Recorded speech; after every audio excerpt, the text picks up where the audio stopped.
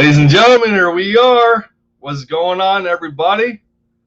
Um, Obviously, there's a bit of a background change here. I added a few more jerseys. Don't worry, Hertz is still over there. I moved them to my left there. I'm hoping the thumbtack holds the clothes hanger. It's a small tack, but um, your boy finally got a Luka jersey. It took long enough. It definitely took long enough. But what's up? Lindy Endzone in the building for the touchdown, taking the lead for the Eagles, one video at a time and dropping buckets for the Dallas Mavericks. And I finally got the two GOATs next to each other. I love it, man. I finally get to support my boy Luka. I got his jersey. I'm very excited about that. I also added the Green Hulk and Brent Selleck. He's up there as well. Oh man, day 2 of training camp. See, this is what I was talking about yesterday, y'all. We gotta calm down. I mean, we gotta calm down after what we've seen from day 1 and all this worry about Devontae Smith and dropping passes and other people dropping passes and Jalen Hurts not looking so good. Well, guess what?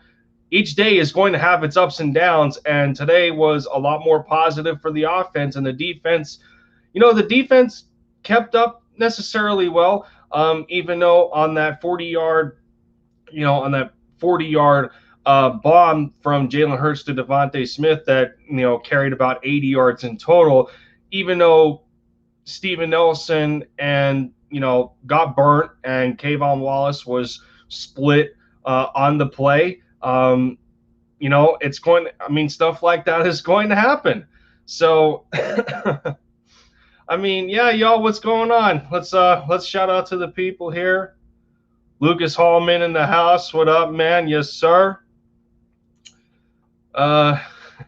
He says, how you feel about the Westbrook news? Yeah, that's how I feel about it. I'm like, okay. I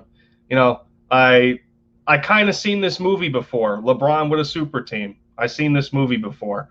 LeBron at 37 years old, I guess he needs all the help he can get. It is what it is. I mean, I'll shout out to the Lakers though. Like, the Lakers finally got rid of that bum and Kyle Kuzma. Like, good for you guys. Good for you guys. Y'all finally got rid of Kyle Kuzma, that bum that, was so bipolar in his performances, being so up and down. I'm just shocked that Washington actually took him.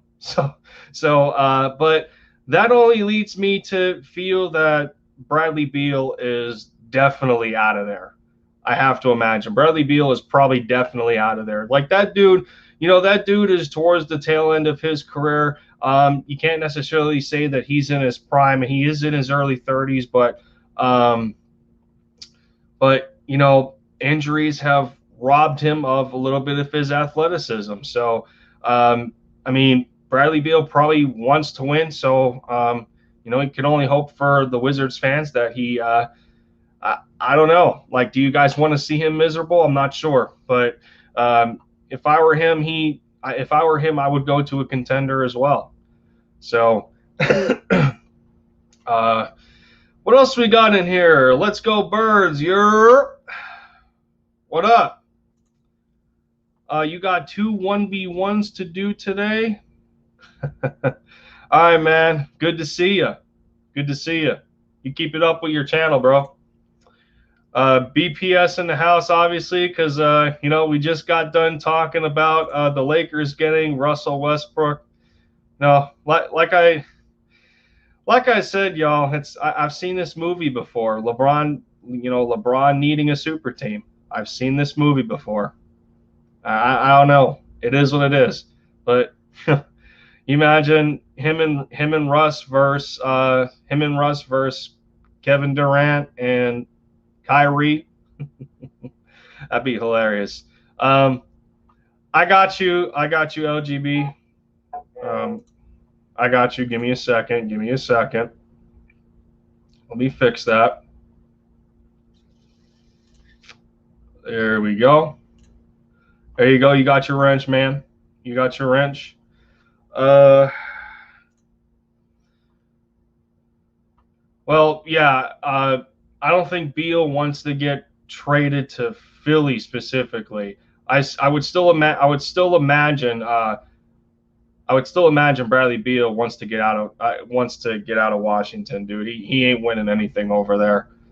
That them Wizards got to start all over.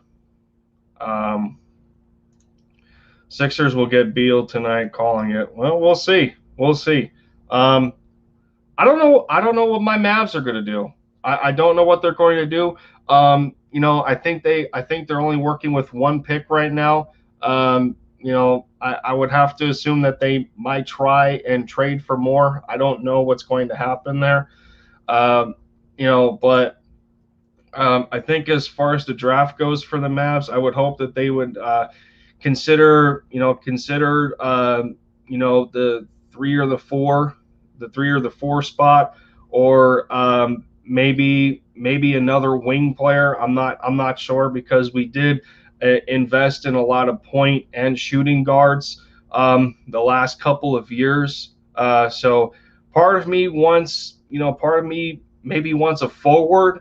You know what I'm saying? But like we got so much depth at the point and shooting guard spot. Drafting getting Nate Hinton in here. Tyrell Terry, Tyler Bay, Jalen Brunson, Luka Doncic. That's a lot of guys at the 1 and 2 spot. A wing. A wing may be nice, and it also may be nice for one of these guys to develop.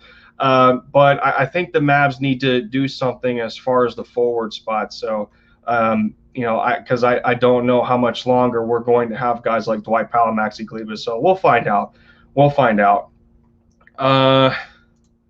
Philly Mike. he gave it a long Lindy. What up, man? Good to see you. How you doing? Sixers got a big night tonight. BPS going, I was making a top 5 draft target for the Lakers. Mind you, I spent major time on that thumb. Bird Gang in the house. What up, man? How you doing as well? We got a lot to talk about, ladies and gentlemen. We got a lot to talk about. I'm getting distracted by the comments right now. We got NBA talk, in an Eagles training camp stream, man. Y'all got me distracted. Y'all should select Charles Bassey out of Western Kentucky. We should see. I didn't necessarily get a chance to look at the draft prospects for the Mavs. With my channel, it's not about excuses, but with my channel and the 2 teams that I cover, since there's a lot going on, and then what I do outside of my channel with my work and everything, it gets to be a lot of times. So there's some things that I don't necessarily get a chance to cover, and there's some things I do. But yeah, I mean, I could probably look into Charles Bassey quick and see what position he plays. We also have Chris Duarte. Okay, so that's 2 players. That's 2 players that I can look up. I'll have to look into them to see what they can do. If they're the right pick for Dallas, since the Mavericks only have 1 pick to work with. So that's that. Thomas Jones, good to see you once again, man. It's been a minute. It's been quite a minute. Ever since the Mavericks play-by-play games, man. You've been coming up in there, and we've just been watching ball. Some damn good times. Good to see you again, man. What's up, everybody? All right. So I do not continue to get distracted by the comments. We gotta get to the task at hand with day 2 of Eagles training camp. I don't know if it's necessarily clear as to who won today between the offense and the defense, because both sides of the football had some really good points in this spots in this practice. I think the day may have went to the offense. Considering how they were day one, Jalen Hurts looked pretty shaky. Devontae Smith was, dropping passes. Other receivers were dropping passes. It was noted that, maybe their route running wasn't as crisp as it was supposed to be and stuff like that. But, we talked about this yesterday. There's going to be those kinds of growing pains. And, this is what I meant by overreaction and blowing things out of proportion. There's always going to be something different that happens day to day. Again, I think the Eagles practice again tomorrow. And then they practice Saturday evening at 6:00, and then Sunday they got off and they're back to work Monday. There's going to be different things occurring. Some big notes. I think in 7-on-7 and 11-on-11 drills combined, Jalen Hurts went for 15 of 17, throwing 2 touchdowns. That's a lot better than yesterday. That's definitely a lot better than yesterday. Who did he hit for touchdowns? If I'm trying to figure it out. I know he hit Devontae Smith on one for that bomb. He hit Devontae Smith on that bomb. I don't know who the other receiver is. I don't remember who the other receiver is that Jalen Hurts hit for a touchdown. But we've seen John Hightower making some plays. We've seen J.J. Arcega-Whiteside making some plays again today. When you have absences, I talked about this yesterday. When you have absences and it doesn't seem that you're in a good spot to want to move up that depth chart or prove your worth. Prove your worth to the squad. You got to take advantage when other people are not there. Arcega-Whiteside, I think, was taking more snaps out of the slot. He was making some plays. He was involved in a rollout with Jalen Hurts. He made a good catch on the ball. Jalen got it to him. Hurts was looking a lot more accurate today. Not so much of a wobble in the throw of the football, stuff like that. See, I don't know. I kept talking about this yesterday, man. Here's the thing. The offense is going to take a lot more time to get in rhythm than the defense. There's a massive timing element. The quarterback has to get used to the speed of the playmakers and vice versa. There's an entirely different system there. For the defense, it's just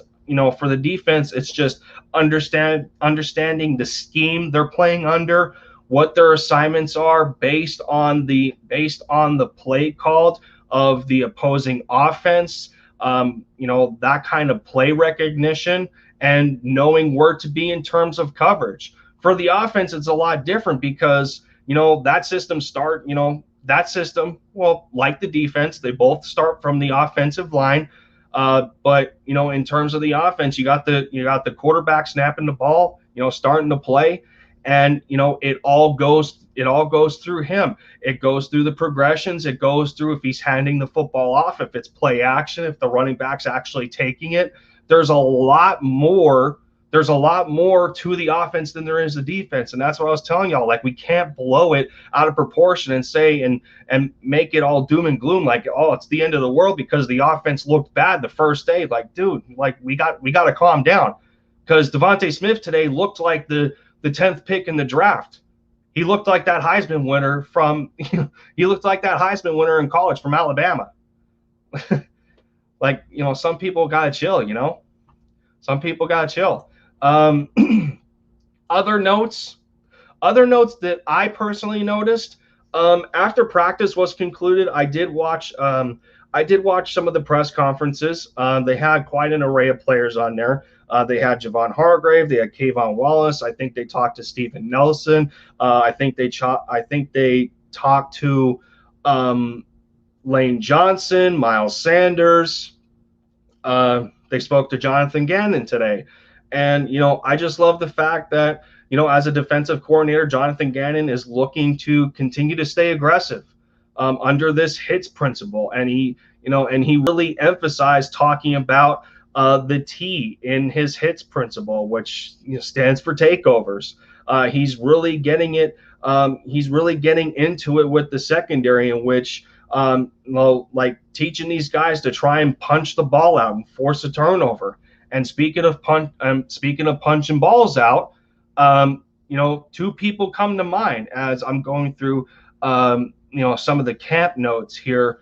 Shout out to Jimmy Kempski again for dropping these notes on the Philly Voice, and I'm just going over them and giving my thoughts. But as far as punching the ball out, Avonte Maddox and he says an unidentified DB, they both forced a fumble by punching the ball out. Avonte Maddox got Zach Ertz today, and the other DB got Hakeem Butler. So okay, I mean, for how long now we've been asking where the aggressiveness is in this defense outside of the defensive line. For how many years consistently, all we've seen, prioritized was the D line and applying all the pressure, and yeah, in a sense, there was times where Jim Schwartz did not have much to work with in that secondary. But it doesn't necessarily excuse you from not being able to put them in positions to succeed. And it was always the sticks, bend don't break, and we're going to give up the chunk yards, but we're still going to rely on the defensive line to create pressure to force the quarterback into bad decision making. And it was almost a screw the secondary kind of mentality, because like, I know that the corners are going to get beat every single time. And it just did not, it wasn't good. It wasn't good. And to feel and to embrace the breath of fresh air of this new defensive scheme that Jonathan Gannon is bringing to the table, there's a lot of positives coming out of this. You hear that positivity in guys like Davion Taylor talking today. You heard it from Kayvon Wallace today. You heard it from Javon Hargrave today. All of these guys are talking about that. Yeah, while some things in the scheme are a little bit different, it's a little more simplistic. It's allowing them to make more plays. They're picking it up faster. Kayvon Wallace talking about that the game is starting to slow down for him, and he's picking up things a lot better than he did in the first year. And this is a kid that some of us were really high on in being one of those thumpers in the secondary at the safety position, and he didn't really show out in 2020.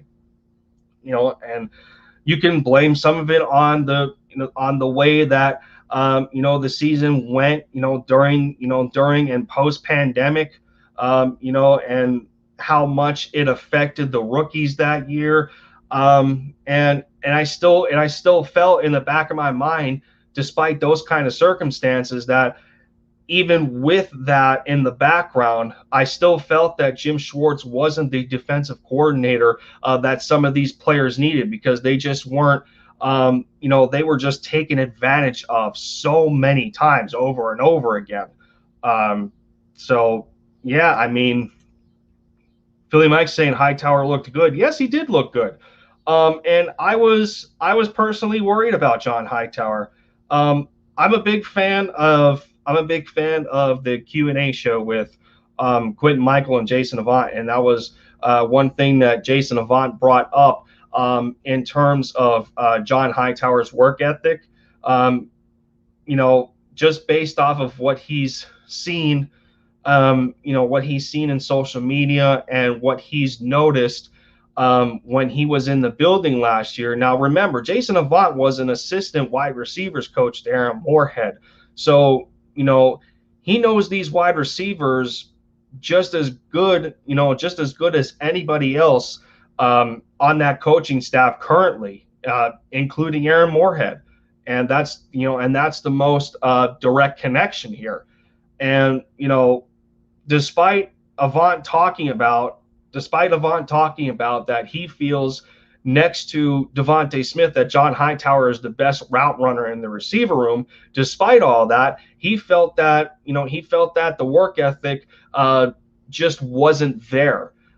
He felt that Hightower just didn't have the same love of football as some of the other guys, and he thinks that Hightower is going to regress this year because his pick, Jason Avant's pick, for a guy to take the next step, he thinks is Quez Watkins, and then his guy that he picked, he thinks is going to regress as Hightower. So, seeing good news in practice like this for John, it should be a relieving sign to Avant.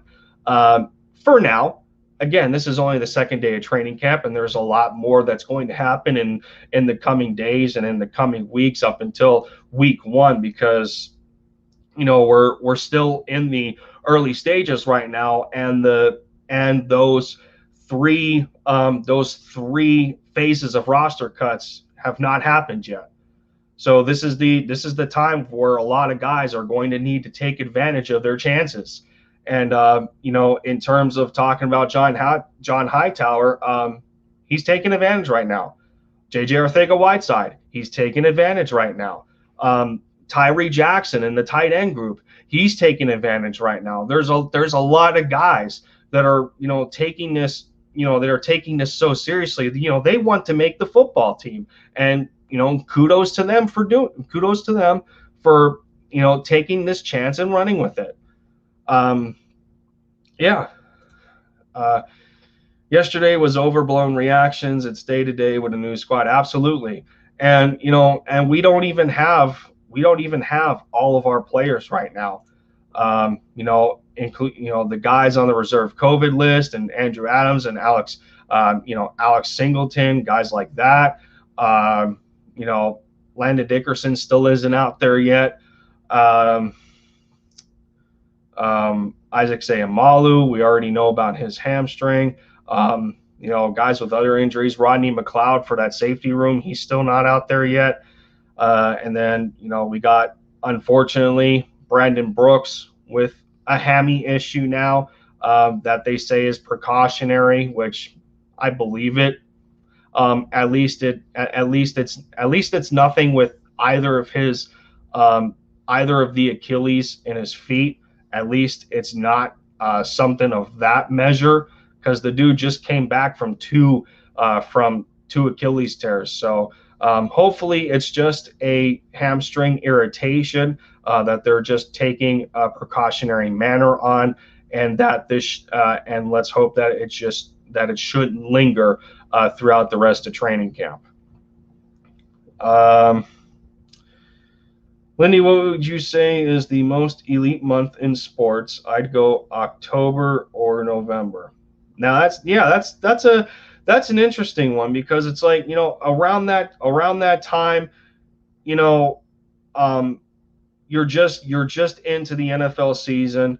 The MLB playoffs is currently going on, and then the start of, close to the start of the regular season of the NBA, like you got 3 big time sports going on across each other. So I mean, it's, those are 2 pretty easy choices there with October and November. And I think I would agree in the same sense. BPS says, I told you, man, if Hightower can track the ball better, then he'll develop strong keys, and he's solid at getting off the line, so he'll get better as the time goes. Yeah, I mean, you can attest to this by going back to watching his film at Boise State, what he was able to do in that offense. You've seen him in you've seen him in a variety of different packages, lining up at, whether it was outside, taking spots in the slot, being that man for 50-50 balls, because he comes in at about 6'2", 190. So you're gonna want to take advantage of utilizing a player of that size. And it's just it's just figuring out where he is as far as a maturity level. It's kind of similar to what Travis Fulgham went through last year when Alshon Jeffrey was inserted back into the lineup and stuff like that. So we can only hope that Hightower continues to take this seriously. This is year 2 for him. A little bit more of a normal atmosphere and the start of an NFL season. These guys need to take advantage of the opportunity, because who knows, this year could have very well have been the same way 2020 was. So take advantage right now while you still can. Coach, what up, Dante? He back in the house. What's going on? Good to see you. Notice that Coach Dante is a Houston Rockets fan. We'll have to get some NBA talk in here, since there is there's like a hydra, so to speak, of NBA teams that are trying to fight over Texas. So we'll get something going with that. We got the Eagles in common, obviously, and then me loving my Mavs, and then you for your Houston Rockets. We can get something going. Definitely get something going. You know what? I mean, we're 27 minutes in now. It's been quite a while. I haven't had one on the channel in a long time. So you know what? Let's do this. And see what y'all think. Yeah, there we go. Link is in the chat, y'all. The stream has converted to a call-in, so let's hang out for a little bit. We'll go through day 2 of camp, because there's still a bunch of more notes that we can discuss that happened today. I almost went for about 2 hours yesterday, and I got distracted about some things with some opinions in the comments and stuff like that. But I think we can dial it down a little bit here and go through some more of these notes. Let me open my stream back up here, because I don't want to pin the, or I don't want to post the link more than once. So we'll pin that. There it is. That's better. That's now pinned. All right, cool. All right, that's good to go. The link is available, and I guess we'll continue. We'll continue looking at a couple of notes. Another notable thing. Now it's obvious that there's going to be rotational changes offensively and defensively. We know this. This new coaching staff needs to figure these players out, especially the carryovers from last year and the Doug Peterson era and what have you. So on the offensive line today, Jordan Mailata got his shot, and he didn't disappoint. He actually outperformed Andre Dillard, which isn't really a surprise though. Like that was my first reaction when when I read some of the training camp notes. Like, was it was it actually a surprise that Jordan Mailata beat Andre Dillard today? I mean, and especially when you compare their statures at that left tackle spot. One thing, outside of Jordan Mailata being 6'8", and I think Dillard comes in about, what does Dillard come in about? Anywhere, I think it's like 6'3" to 6'5". I'm not positive on that. Let me look up his measurables here. I'm trying to remember how tall he is. Trying to remember how tall he is here. Let me see. Do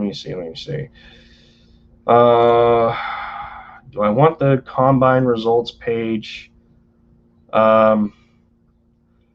77 inches. Okay, 6'5". Okay, yeah, 6'5". So he's about it. So he's as tall as Lane Johnson. Okay. Yeah, I mean that's one advantage. That's one advantage that Jordan Mailata already has over Dillard, is that just yeah, it's only 3 inches in terms of height, but Mailata has a considerable advantage in terms of arm length. How with your blocking proficiency, you being able to keep defensive ends or DTs at bay depending on the shift of the D line. But with the tackle primarily worrying about the defensive end, that's their typical assignment. So nobody really seemed to be able to get past Jordan Mailata today. It was noted that he was a brick wall for most of the practice, and the same did not fare well for Andre Dillard, as Dillard got beat by not only Josh Sweat, but Derek Barnett got him too. And Derek Barnett actually got him with a swim move. A swim move. Yeah, I said a different move. What was one of the criticisms that Eagles fans were talking about in terms of Derek Barnett's ability, his ability to be able to shed blocks? He only ever really had one move, and he always tried to spin around the tackle to get to the quarterback. Well, now it's good to hear, that it's good to hear something different coming from the technique of Derek Barnett, that he's utilizing, that he's utilizing other tricks, and other techniques to get past offensive linemen. So he ended up beating Dillard with a swim move, and yeah, he got to the quarterback. That's good for him, especially that he's under a $10 million fifth-year option that we're still trying to figure it out. Especially in terms of Jonathan Gannon talking about that, between Josh Sweat and Derek Barnett, he sees the two of them. He sees both of them as a starter on the defensive line. So it seems that the competition there is really ramping up, and that's a good thing. I mean, I don't think going into this we should have taken the approach that, oh, we want this guy competitively, from a competition perspective, we didn't want this guy to completely beat the other for a roster spot. And, I don't think that's the right mentality going into it. You want a stiff competition, in a skill position group, because, not only are you putting good tape out there for yourself, but you're making the decision harder on the coaching staff to construct their team. And I would prefer that over easy decisions. You know what I'm saying? So yeah. Yes, Thomas says yesterday you were trying to explain your points. Yeah, I know. Yeah, I hope that. Yeah, I hope he feels better too. No, I completely understood. I completely understood the premise of what he was getting at, but like, that stuff is going to happen, and it's going to happen to the best of people. And that's one thing that Nick Sirianni, explained to the guys today. It was said that Sirianni showed clips of the late great Kobe Bryant missing, up to, having like 4 air balls in a row, showing a clip of that. And, that's what his message was to this team. He said, even the greats are going to struggle. And that's what I was trying to say yesterday. We're human beings. We're imperfect. Stuff like this is going to happen. It doesn't matter at what level, in terms of your professional occupation. It doesn't matter what the level is. You're still going to be imperfect no matter what. Even if that job, even if that career asks you to be perfect, you're not going to achieve that. And this is the same principle. So and today's day two result proves that. It proves it. And we can only be happy for the players that improved from day one to day two, especially our quarterback, especially Jalen Hurts. So, and then we heard it from guys in the press conference today. Javon Hargrave was very positive. Kayvon Wallace was very positive. Miles Sanders, he was positive. And it just keeps going on and on. So, I mean, it's simple, really. It's simple. Take a swig quick.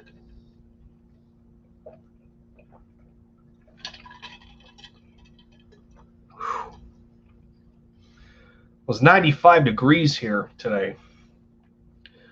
Thomas says, I heard an offensive lineman went down today. Sorry if you already touched on this. No, it's no big deal. The only offensive lineman that really went down today, just due to precautionary measure that I'm aware of, is Brandon Brooks. And I think he's the last one that we want to hear go down. But again, it's a precautionary measure. It was noted that it was due to a hamstring. I'm thinking it's just an irritation. We got to remember, Brandon Brooks is like 31, 32 years old. And he's not going to, he's not going to recover the same way a 26-year-old player is going to. So, but either way, it does sound pretty crappy that this happened.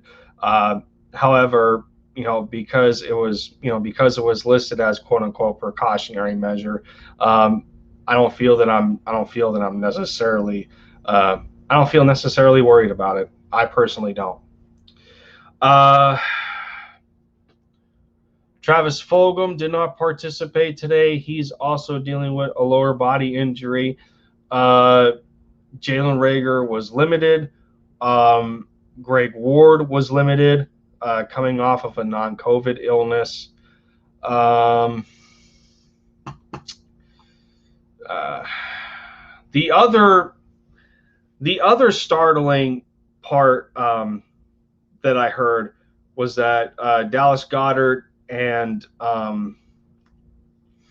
Jalen Reagor, I think, failed their conditioning, which is, I don't know how much of a red flag that is. Obviously, it's not good. And the first thing you probably ask yourself is, well, what's the excuse? Why is this a thing? And people are already asking the same thing about in terms of Quez Watkins. Why is his physical and his conditioning physical, why is that still pending? These aren't the kind of things that you want to see right now, especially in terms of who the players are. Dallas Goedert, we were just talking about giving Goddard an extension, and then you get news like this. Jalen Reagor, year two wide receiver, first round pick from last year. Not ideal to hear this. So, in other news, In other news, the Eagles made 2 signings today. One of them was part of the rookie mini camp. That was back in late May. The rookie mini camp. Obi Melifonwu, the brother to the recently drafted corner out of, I think, Syracuse, where his brother played. His first name slips my mind at the moment, but the kid comes in like 6'4", 224, 225. He was a former second-round pick back in 2017 to the Las Vegas Raiders. He dealt with injuries early that he necessarily didn't bounce back from initially right away. Like I said, being that he was a participant in the rookie mini camp, for him to get signed, obviously the Eagles liked something in him. And for a guy that tall to be playing safety, that's pretty nice. It's pretty nice, especially considering the lack of depth at the safety position. Not knowing about guys like where Rodney McLeod is going to be come week 1 if he recovers fast enough from his ACL. How is he going to look? And then other safeties involved like Marcus Epps, or what's really going to happen to Andrew Adams, stuff like that. It's good to add more depth to that position. And then the wide receiver spot, we got another 6'4" player. This is interesting because, as it seems, the third, the wide receiver 3 spot doesn't seem to necessarily be a lock. I mean, who are you thinking of right now that may be a lock at the third wide receiver spot? You have to imagine that the number 2 is going to cycle between Travis Fulgham and Jalen Reagor. Well, at that 3 spot, you're probably looking at Greg Ward, Quez Watkins, John Hightower, J.J. Arcega-Whiteside, Jamon Osborne, if he starts becoming competitive in that nature. And then you bring in this guy from the Chargers, and Andre Patton, another big body target coming in at 6'4". Last he was on the Chargers was in 2019. The last spot he came from was off the Dolphins practice squad in 2020. He was a Rutgers graduate, went undrafted in 2017. He signed with the Chargers. He was so. I think the connection here with bringing in Andre Patton is because of Shane Steichen. Shane Steichen ended up being like the interim offensive coordinator in 2019, which was the last year that Andre Patton spent, playing for the Chargers. Before Shane was the interim OC, he was the quarterbacks coach from, I think, 2016 to 2019 before he got promoted to the offensive coordinator spot. So I have to imagine that there is a little bit of familiarity with the kind of player that Andre Patton is in terms of talking about Shane Steichen. And this seems to be similar to another Travis Fulgham situation. Travis didn't have a lengthy he didn't have a lengthy track record in terms of performance. Whether he went coming from Green Bay and then Detroit, and then he comes here and then he explodes in 2020. And there's a similar pattern here with Andre Patton. He appeared in 13 games for the Chargers back in 19. Out of 17 targets, he caught 6 passes for about 56 yards. He comes from Wilmington, Delaware, so just outside of Philly. Went to Rutgers, um, you know, like a homegrown kind of player. So it's nice that Sirianni and Howie Roseman, that collaboration in the front office, that they're still, even though they're in the early stages of training camp, they're still trying to keep up the tone of competition, and they're bringing more guys in to do so. And that's a positive. Like I said, we haven't hit our roster cut phases yet. We got to go through 3 of those until we get to the final 53. It's going to ramp up. It's definitely going to ramp up. Philly girl, what up? What's going on? I'm assuming you feel better after being sick from something. Remember that, it was like a couple of days ago. Thomas says third spot is open. Ward.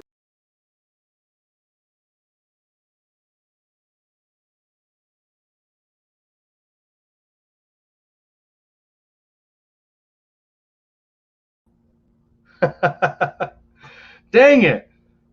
I keep my fault, guys. My fault. I keep forgetting. Now I have a new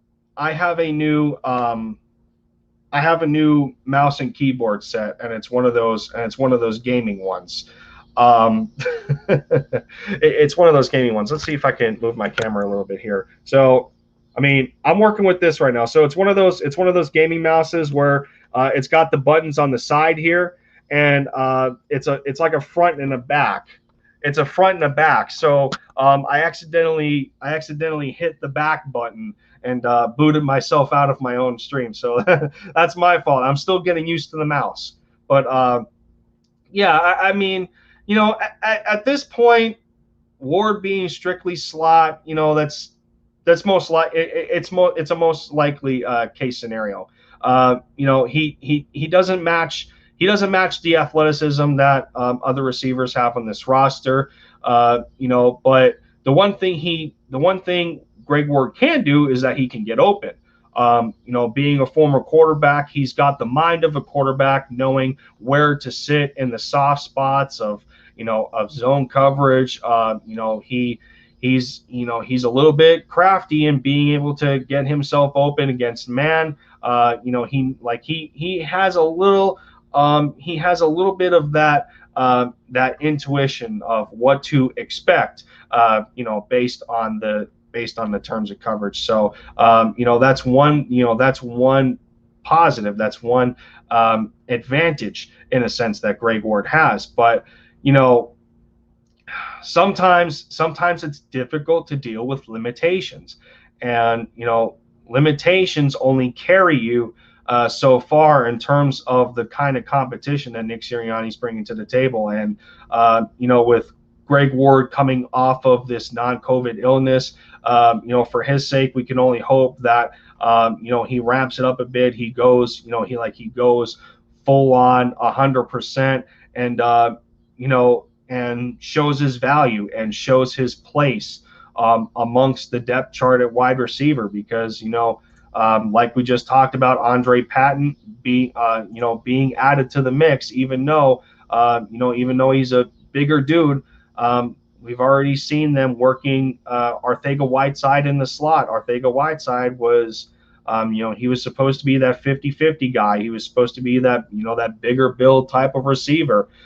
So I'm not saying that Arcega-Whiteside is going to beat Ward out whatsoever. I'm just talking about the amount of bodies there are now at the wide receiver position, and we're not necessarily considering guys like Jalen Reagor right now, because he's limited, and Quez Watkins is he's still awaiting a cleared physical and stuff like that. So, yeah, I mean, Greg Ward is up against it, but the one thing he's proven to be reliable. That's one big positive that's going for him right now. Uh, 50 minutes into the stream, 4 people are currently in the chat. I appreciate y'all coming to hang out with me.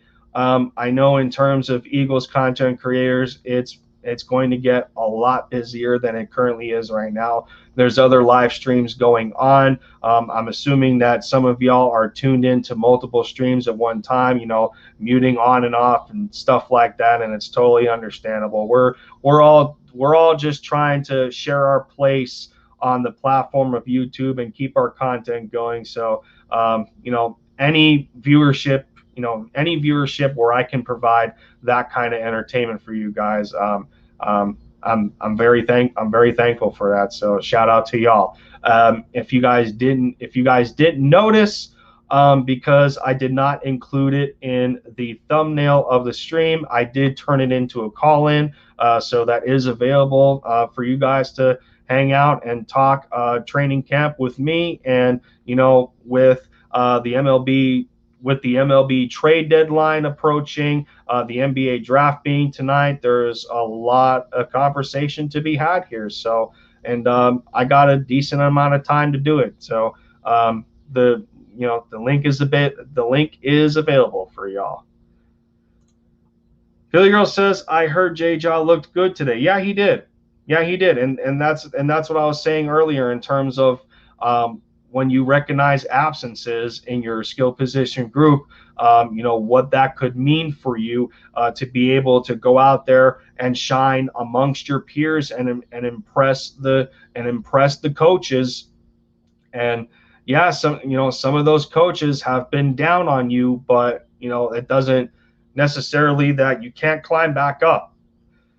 And maybe that goes for some people in the fan base. I don't know. I think the majority of the fan base right now has, given up on Arcega-Whiteside, and we can only hope that he gets the message and he accepts the challenge, and proves some value of the second-round pick that the Eagles have spent on him. And yeah, while that puts a bad taste in people's mouths, it is what it is.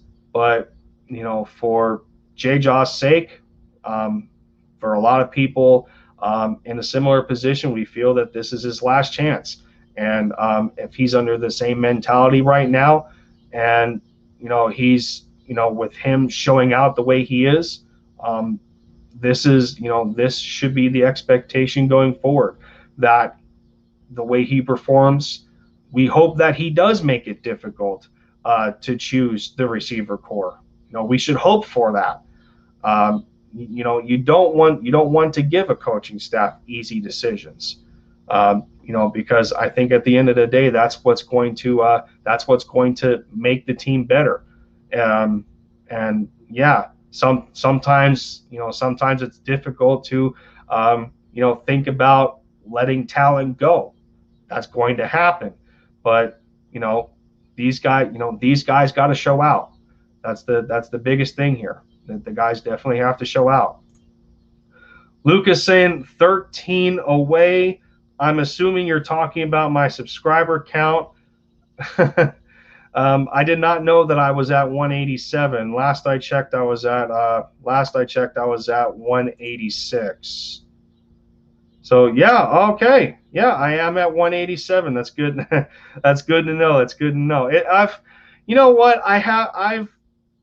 I've been stuck in the 180s for a while. I don't know what it is, but I have been stuck in the 180s for a while. It happens. But I'm just chilling here. I'm doing my thing, and stuff like that. So let me see if I can find. Let's see if I can find any more notes here of stuff that I did not necessarily talk about, because there's a lot. There's a lot to go through. Oh, yeah. Zach Ertz not happy at Eagles camp after offseason trade request. You know, that's another irritating thing. Why why is why is why is Zach Ertz making this situation right now with him? Why is he making it out to be worse than what we dealt with Carson Wentz? That's what I want to know. That's what I want to know. It seems a lot worse. Honestly, it seems a lot worse.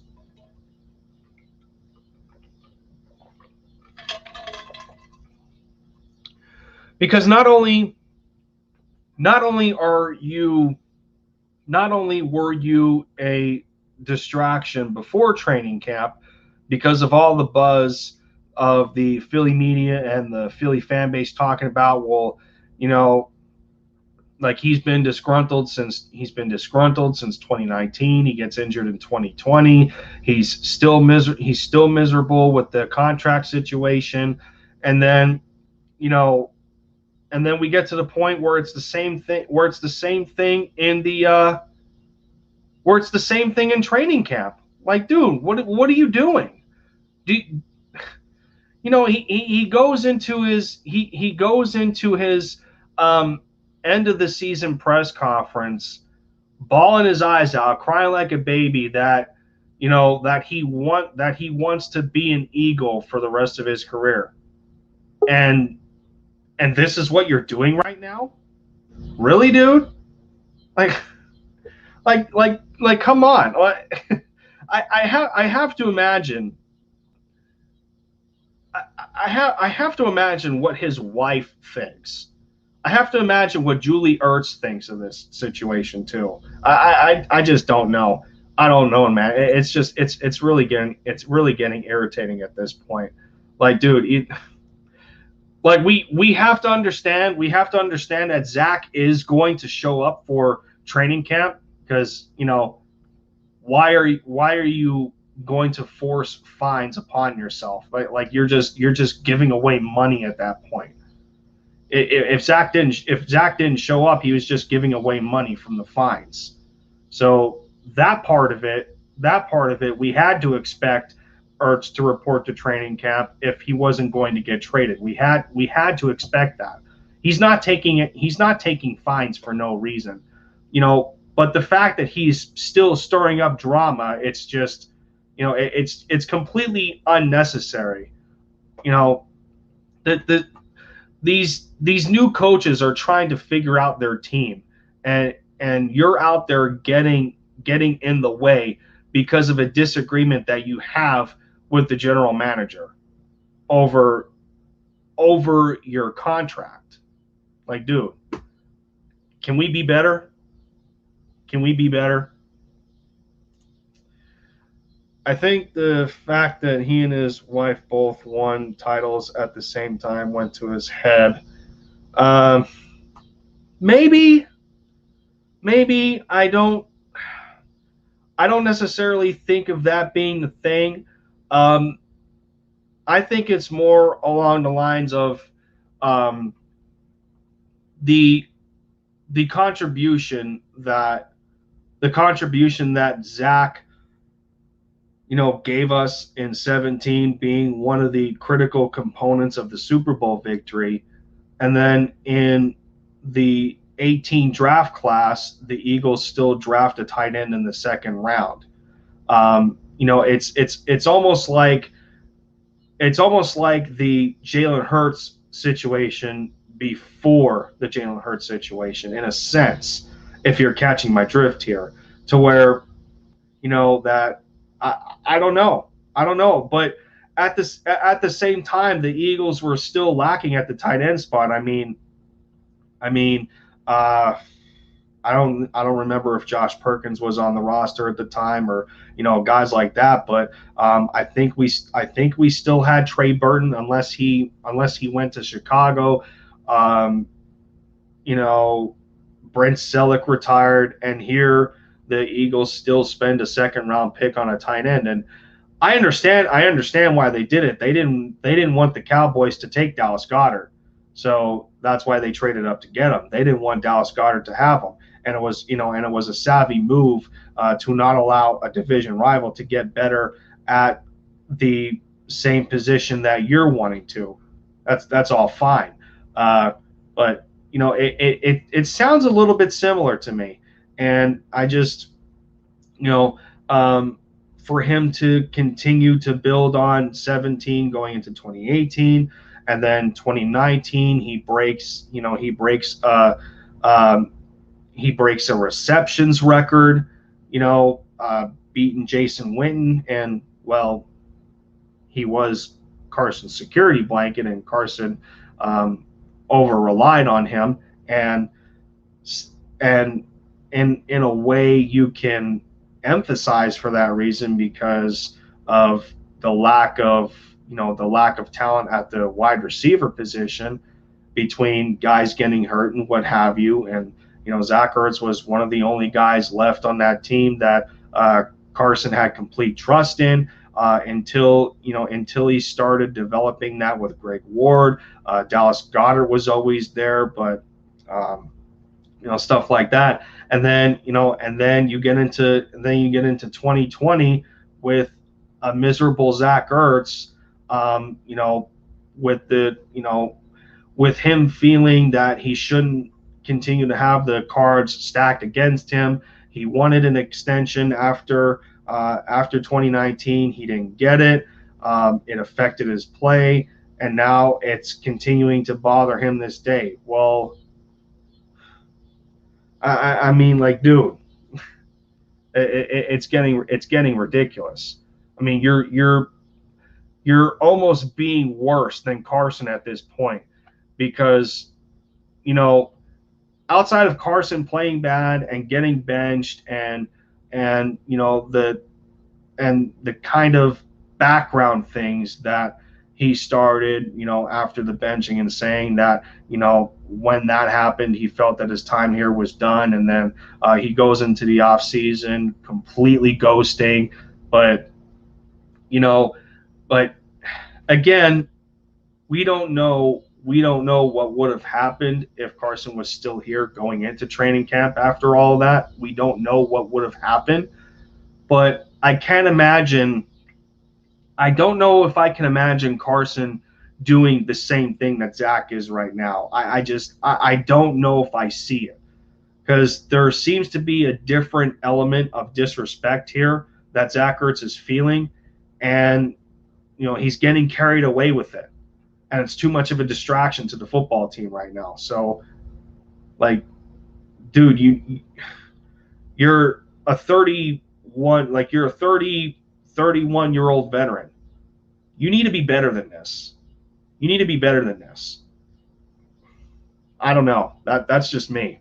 I understand what you're saying, but I noticed the difference in him immediately after that year, and what he's doing is exactly what I expected. Well, yeah, I mean, anytime you win a championship in a sport, you feel that you're the best in the world, and nobody can be better than you at that moment in time. And yeah, he probably did get carried away with it, and pride come before the fall. This is probably that kind of situation, and I guess it just is what it is at this point. He's not in a position where he's going to budge or be understanding of what the Eagles are trying to do and stuff like that. And sometimes when the rubber meets the road in that manner, that you got to move on. It's not a means of unappreciation or just disrespecting Zach Ertz as a person, or disrespecting his talent as a player, or being unappreciative of the contributions that he's done for Philly. It's just that you're making your contract dispute such a focal point that it's spewing into areas that it doesn't need to be in. And part of that is his mentality. And that's the last thing you want. That's the last thing you want in terms of that kind of caliber player on your roster. That's the last thing that you want, because all it's going to do is stir up unnecessary attention. And that's what's going on right now. So I hope something gets figured out. I really do. I really hope something gets figured out, because can we still use Zach's services? Yeah, absolutely, but not in the manner of what it's going. Not in the kind of manner that it's going at right now. Especially that we have this third-year player in Dallas Goedert, who we want to take the reins, in a sense, like Sirianni and Howie Roseman talking about Jalen Hurts the other day after day one. They want him to take the reins as a quarterback. Well, a lot of us are thinking the same way about Dallas Goedert. We want Dallas Goedert to take the reins as the number one tight end. And, as long as Zach Ertz is here, we feel that can't be possible. Zach still wants to be that, he still feels that he's the focal point, that, he still feels that he's one of the top tight ends in the league. And, for that kind of combination there, it's just not good going forward. That this situation just needs to be figured out already. I'm just, I don't know. It's almost like I'm at a loss at this point, because we just keep repeating ourselves in this regard. Can't wait for him to go. I think it's the opinion of that across the fan base seems mixed. It definitely does. Some people don't have full faith in Goedert. Some people don't like the depth behind Dallas Goedert. Stuff like that. The couple of injuries that Dallas has had so far, there's some people that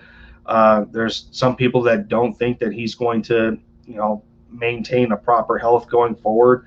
And, again, it's another negative that the Eagles can't seem to stay away from, is injuries with players. So, we'll see. But far as I'm concerned, of reading the wavelengths of of other opinions of Eagles fans, like it's a mixed bag with of wanting Zach Ertz to either stay or go. So that's pretty much it on that. The conversation exhausts a lot of people at this point. It definitely does. Angel 3, hello, good to see you. She says, "What's up, Lindy? Congrats on 187. Yeah, 13 to go until the big 200. That'll put me at 20% of the way there to 1,000, man. I personally did not think I would be talking about these numbers. I personally didn't. I'm just that kind of person. I do my thing. I do my thing with not worrying about the expectations. I do stuff to the best of my ability and let it carry on from there. It's just the way it goes." Whoa, that is a old name that I haven't seen in quite a long time. Philly Jim in the building. Good to see you, sir. We've been chalking it up on Twitter a little bit, seeing tweets every now and then. So we're talking a little bit on there, but yeah, man, good to see you in the chat. Good to see you in the chat. We're at the 1 hour mark. There's still 4 people in here. Thank you guys. Thank you guys very much for just hanging out with me. Like I said at the beginning of the stream, we touched up our background a little bit here. Finally added one of my goats on there for the Mavs. We got both goats next to each other. The Luka jersey's finally up. I finally got it. Jalen Hurts is still over there. We added Brent Selleck. Still got everything else. I think next week I'm going to be adding a few more things to the background of the of my content here that I'm very excited for. So guys, be on the lookout for some more decorative pieces that I'm going to be adding. I guess I might as well remind again that I did convert it to a call-in show. So I didn't go into the stream thinking that I would. I just felt that I haven't done a call-in in quite a while. Might as well hang out with the people for a little bit and and go from there. Talk about day 2 training camp, stuff like that. You guys already know. But yeah. So let's see here. What else we got? More notes. There was a good amount of notes today. There was a decent amount. Jonathan Gannon is still adding a mix of a 3-4 type of defense, which is nice to see. I think we're still seeing Milton Williams in there in the mix of defensive ends, between the defensive end spot and D tackle. I also seen today Darius Slay working with Avonte Maddox in some drills. That was a nice sign. Avonte Maddox is another one of those guys that we can only hope is going to revitalize himself at a different position, put him at a more natural position on this defense for the secondary, that he can elevate his play in a spot where he's more comfortable, because the outside, just while Avonte was giving it his all on the outside, he was just outmatched the majority of the time that he spent out there. So his move back into as a slot corner, that move should be the move going forward, as to seeing the Avonte Maddox of old. And of old, we're talking about like his rookie year, where he switched between the corner and safety spot, where the slot corner and safety spot. So that was another good note. What else do I remember? We already talked about Miles Sanders for a little bit. He feels he's continuing to improve. That's a good thing. He holds himself to as high of a standard as Jalen Hurts does. He's mentioned that. He does understand the lack of performance that he had last year. In terms of catching balls out of the backfield, ball security, drops, fumbles, what have you. It didn't go very well for him in 2020, and he knows that. He's said that it has put a bad taste in his mouth, and he knows what he needs to do moving forward, to improve that. So, yeah. What up, Caitlin? Saying, keep on the grind, bro. You already know. Thank you. Hashtag Endzone Fam. You already know the deal. Yeah, good deal, Jim. It's wide open. It's wide open as of now. I know, like, I knew there was going to be more streams around. I knew there was more streams that were going to be going on around 8 o'clock and whatnot, and traffic wasn't going to be the greatest, but it is what it is. Everybody's got to eat, so I don't mind. What up, Richie Mack? He says, you arranged them jerseys. I don't like change. Well, sometimes change is good. I mean, I had this arrangement for quite a while. I wanted to put more jerseys up there. I needed to balance it out a little bit. I had Jalen Hurts up there for a while with Dirk, but I got my Luka jersey today. Finally, it's looking fire in that Dallas blue, the Mavericks blue, not the Cowboys blue. I thought I'd make that pretty clear. But no, man, I got both of my goats up there. I added Brent Selleck, so we got a nice balance of 2-2. So, um, well, it looks like we got somebody in the house here that I'll bring in for a quick minute. That's it's been quite a while that since our last collaboration, and glad to chalk it up with him a little bit here. Using the phrase "a tone to shields." I keep keep catching myself, but another good guy too. But Philly Jim in the what's up? What's up, man? What's up, man? It's been a minute. How you doing? Just been hanging out, man. I had a rough day. I was at the gym yesterday, and I ended up getting tendonitis, so I can't really fully extend my right arm. So it's been rough. So I've just been sitting around being a slob, trying to recuperate. Man, that's. So I figured I'd tap in for a second. Yeah, that's messed up, man. We got Philly. Philly has a lot going on today.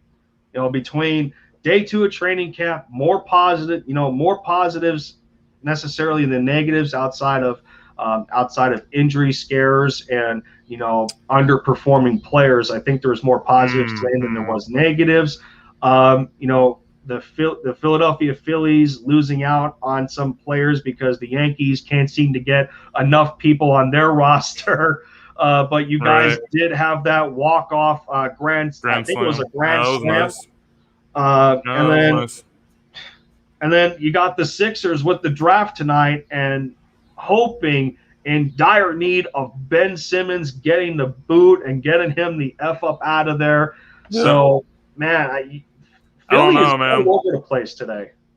Yeah, that's crazy, but I don't know what's going to happen with the Ben Simmons situation because of Daryl Morey. What Daryl Morey is doing, he's trying to. Yeah. He has all these crazy trade offers that he's trying to pull off.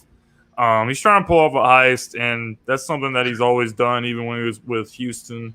So not really surprising there, but I don't know. I don't think they're going to just trade Ben Simmons just to trade him. They're definitely going to be looking to get something.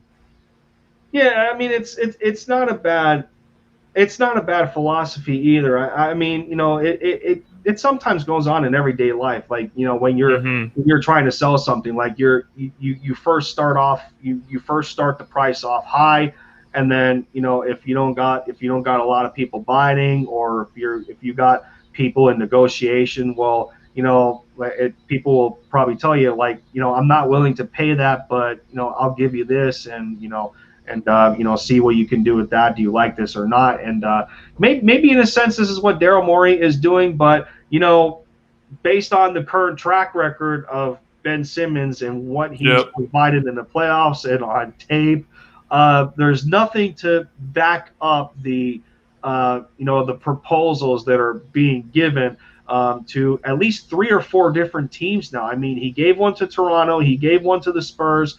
He gave one to Golden State, and then the Cleveland Cavaliers, and they all declined the offer. So, I mean, at one point, is he going to try and cut things down just a little bit after being denied by 4 teams in not wanting Ben Simmons?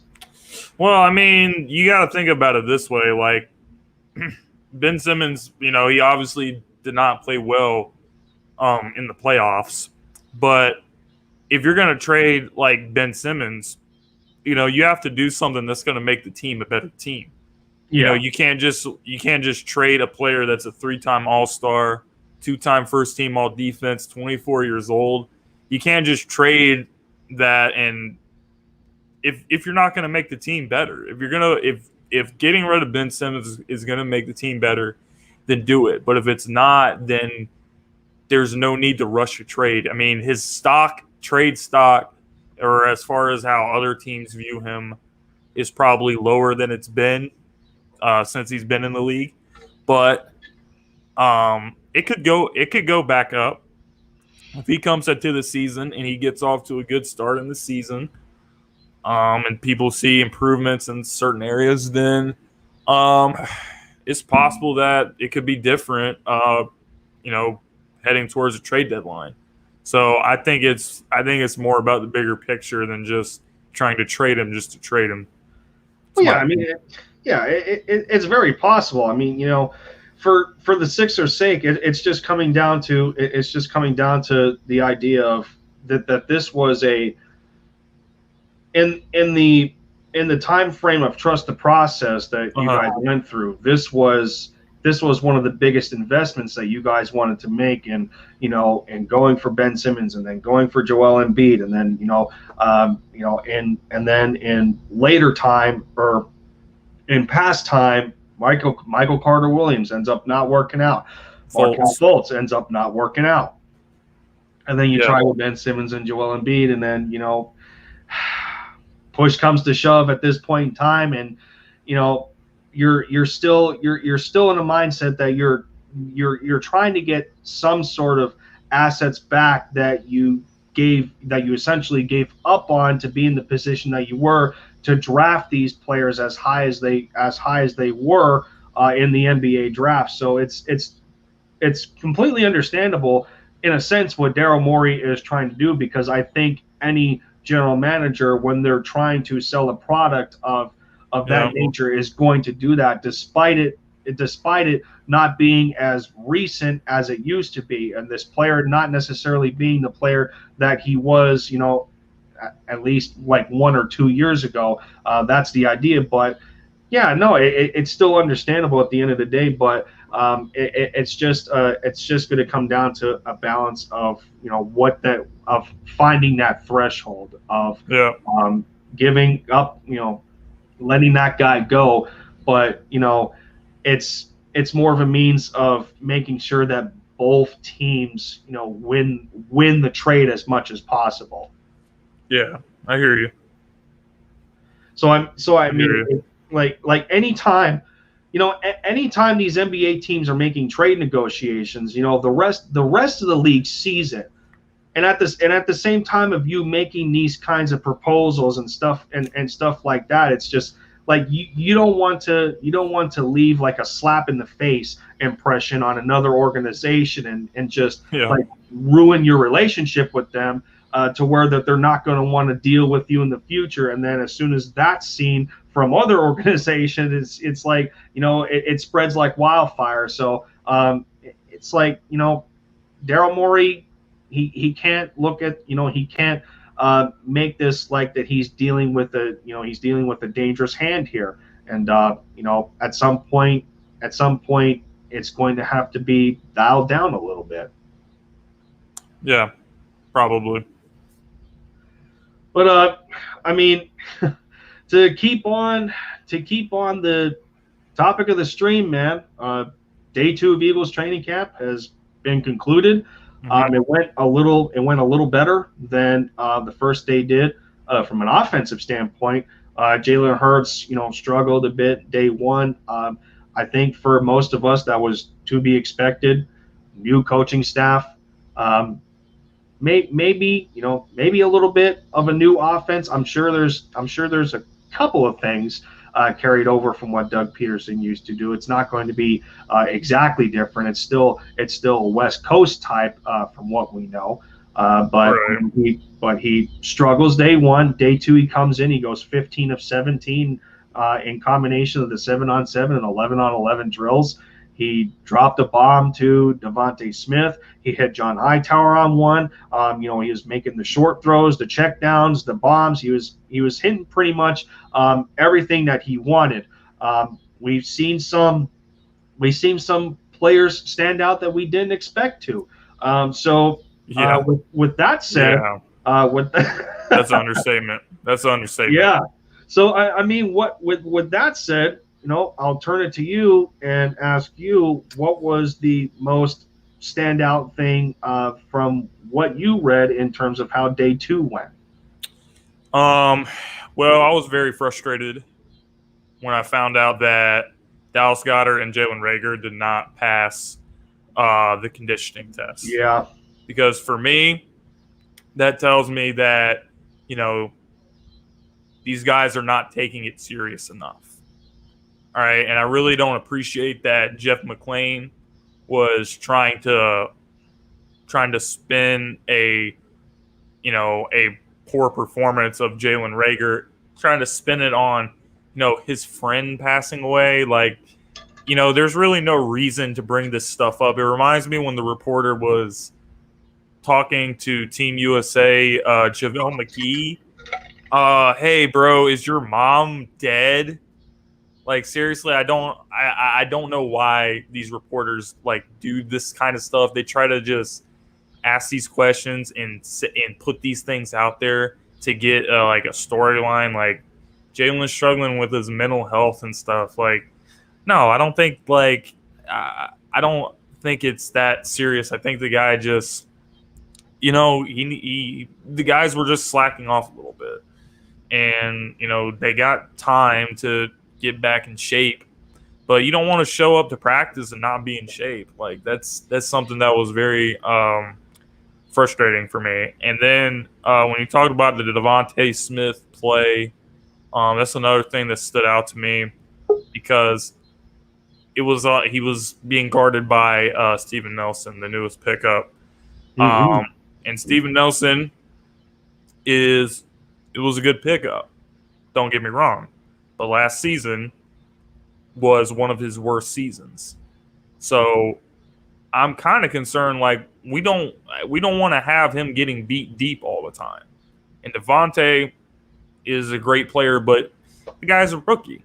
So, you got to do better than that, Steven Nelson. We need good play at that other corner position, because that's really been the bugaboos for the Eagles defense for not just last year, but many years. Just, guys seeing Jalen Mills and Ronald Darby and people lining up, and the list goes on and on. Poor corner play. Bradley Fletcher, Kerry Williams, Nnamdi, if you go back to like the Dream Team era, so we can't have this stuff.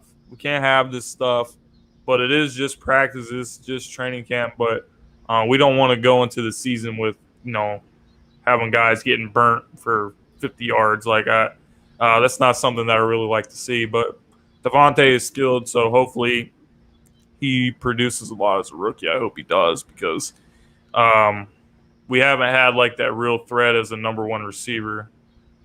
And then JJ Arcega-Whiteside had like a big play or something that they were talking about, and I was just, like, when you were talking about like certain guys surprising people, I was like, yeah, like, this guy is like, people are like, oh, well, he looks like way faster than he has, and I'm just like, are you guys being serious right now? Like, why do you like? I just don't know, man. I just don't know. JJ Arcega-Whiteside looking fast in camp, it just has me feeling some type of way. Like, what in the world is going on right now? Yeah, pretty much 2 days. I mean, pretty much 2 days in a row, Arcega-Whiteside flashed at times. But yeah, I mean, Infamous says here, JJ has always been a camp hero, and right, yeah, there is definitely, there is. Yeah, the preseason game where he had like that monster game in the preseason, and then when he actually got to play in the regular season, people were like, "What happened to this guy?" Yeah, but I think the play with Arcega-Whiteside that he flashed on was a rollout. It was a rollout with Jalen Hurts. He rolled to the right. I think he hit Arcega-Whiteside over the middle for a nice gain. I think it was about like a 10 to 15 yard range or something like that. And and we've seen that. We've seen that at times before with him. Taking advantage of those spots in zone coverage and finding the soft spot and stuff like that. But in terms of the bigger splash plays, well, not only was it with Devontae Smith with that where he burned Steven Nelson, Devontae actually split the defense, and he caught Kayvon Wallace off guard too, who was giving safety help, and it just didn't matter. Like, Devontae had Steven burned pretty good, and I think this is one thing that we a little bit cautious of in targeting Steven Nelson in the first place. Like we knew that he didn't have the back end speed to be able to keep up with some of these these fast receivers. But what he did do well was keep his eyes on the football. He's a decent tackler, and he's just that extra veteran presence that Darius Slay needed. Whether it's him going from the outside or to the slot, because he has that versatility to play inside and outside.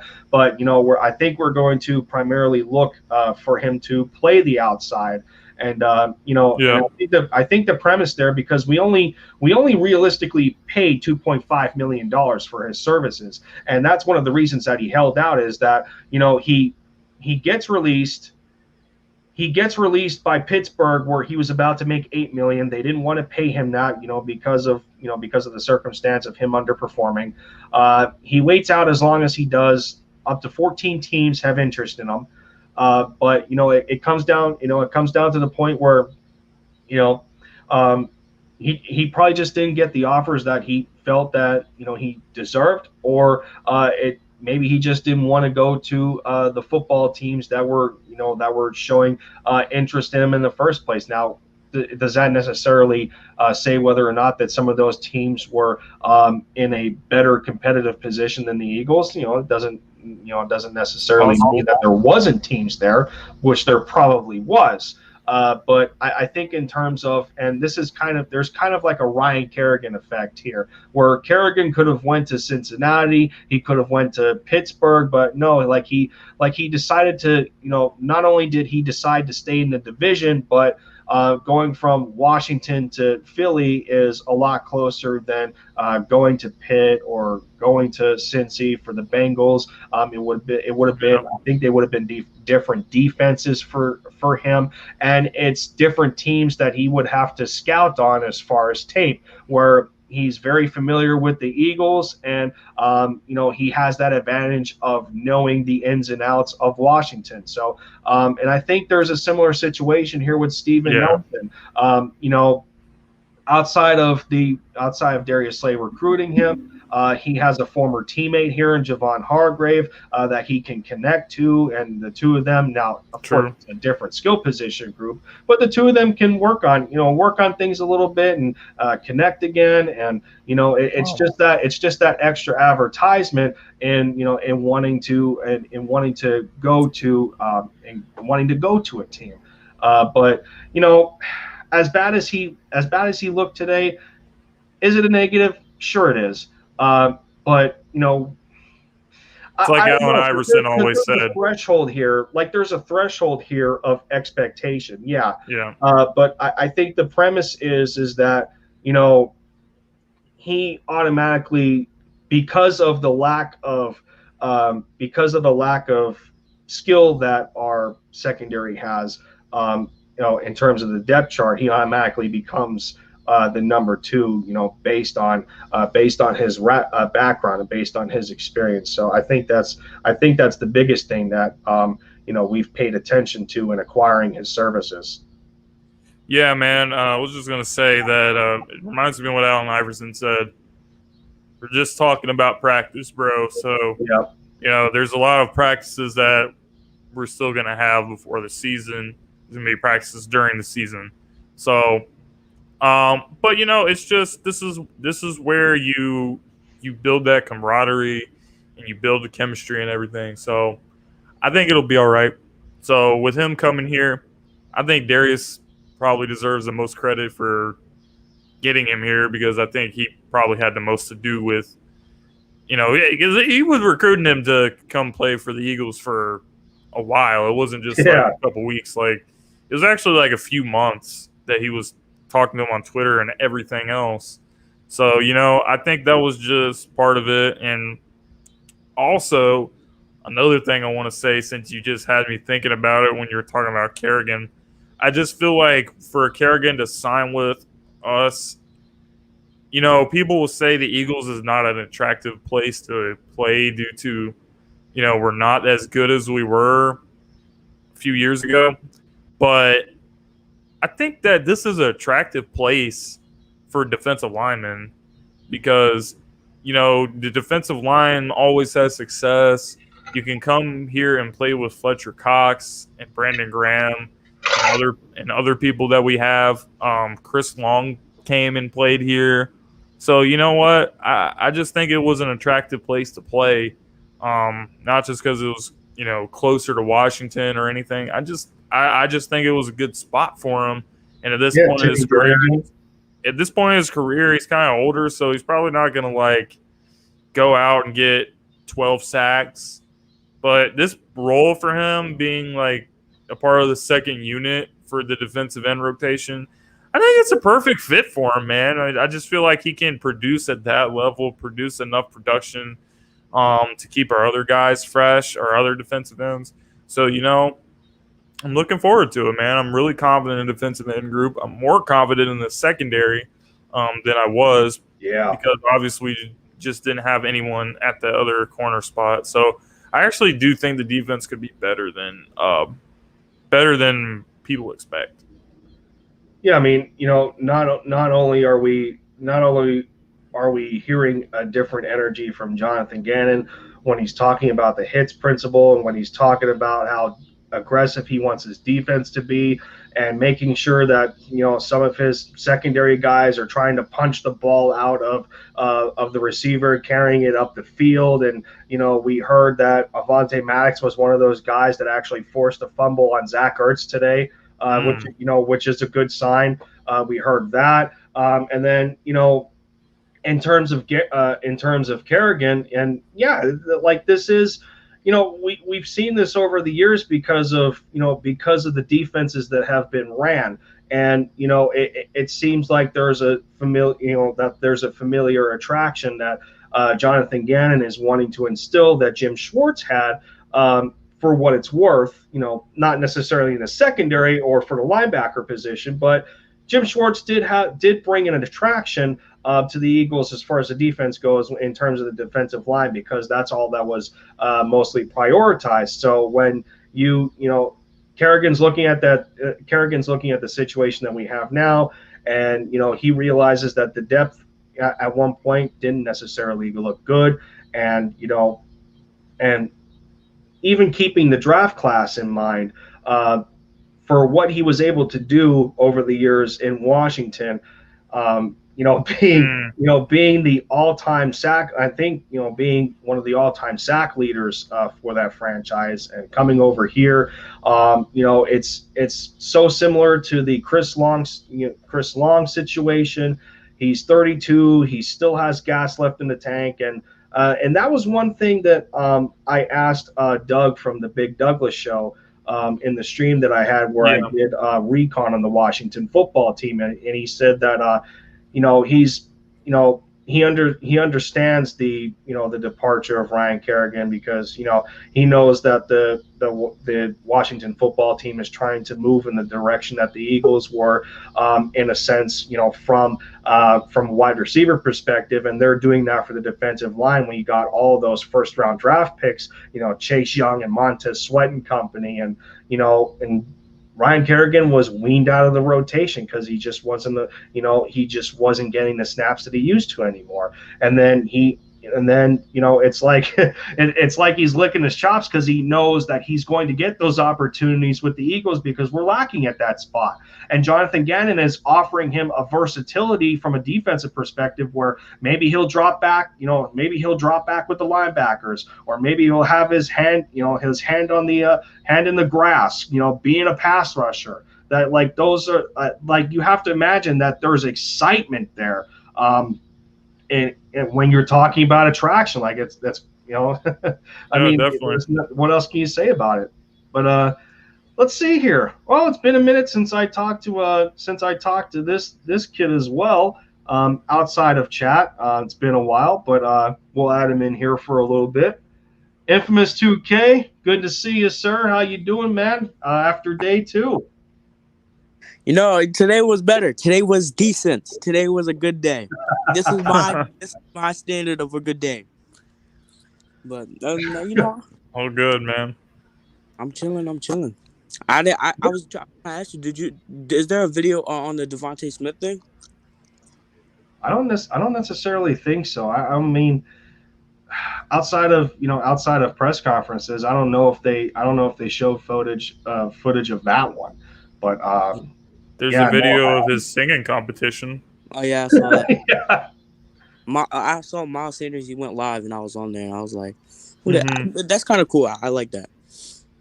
Well, it's a Yeah. tradition that they do. Like they make the rookies do it every year. Oh, for real? Yeah. yeah. I was like, because they're in Philly right now, and so I don't know if y'all in Philly, but there was a tornado warning from like 7 to 7:30. So I'm on the live. I'm like, y'all out here sitting, and there's a tornado, and it was supposed to be like really bad in Philly too. Yeah, I think it was like the fourth warning they issued today or something in Philly. Yeah. Like it actually got in the way of the Phillies game, but they were able to finish even though the game was shortened to the 8th inning. Yeah. The Phillies end up hitting that grand slam, coming back from like being down 7-1 or something, and then they win the game. That was crazy. Mm-hmm. That's crazy. Well, it's official. Oh, yeah. Russell Westbrook is being traded to the Lakers for Montrezl Harrell, Kyle Kuzma, KCP, and the 22nd overall pick. How do you feel about that? How do you feel about that?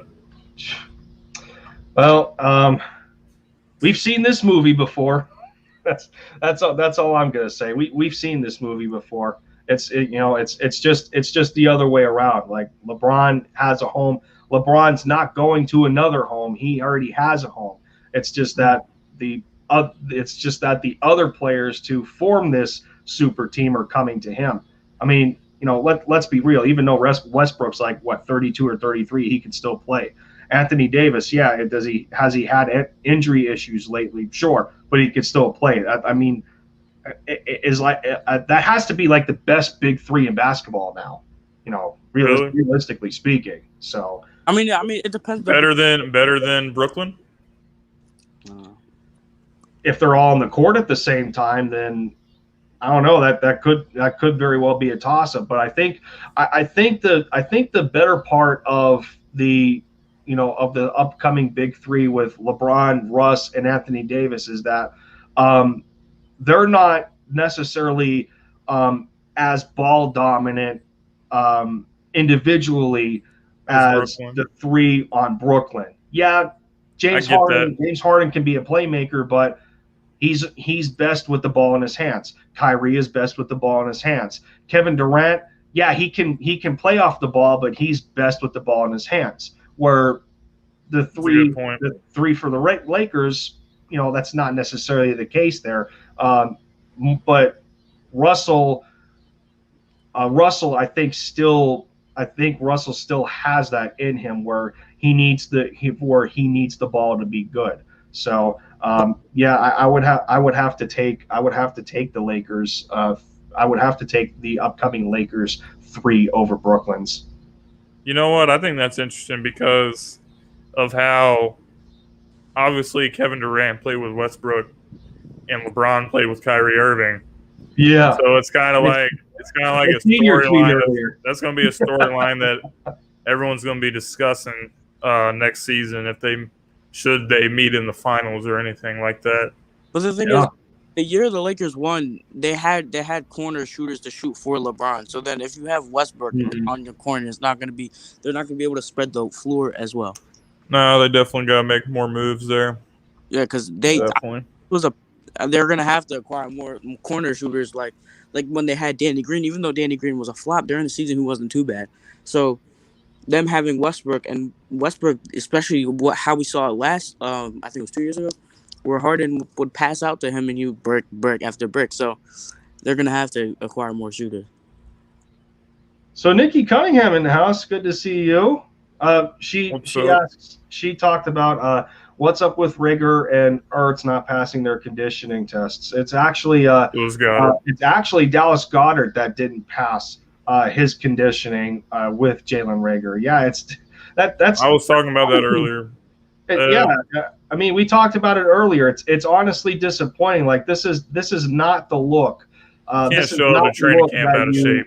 Can't do it. Like This is not the look that you need to be giving for yourself. It's not the look that you need to be giving for the organization, for your first year head coach. Like this is the opposite. This is the opposite of what you should be doing. Like, how many times have we seen tweets of Jalen Reagor as of recently saying that, you know, he's back and he feels like himself again and stuff like that. And he's talking about that he's putting in the work. And, you know, and Dallas Goedert in those workout videos with Miles Sanders and Jalen Hurts and John Hightower and those guys making like a compilation video like that, just for the word to get out that they failed their conditioning. Like, what are you guys doing? And that goes for Quez Watkins, because he hasn't passed his yet either.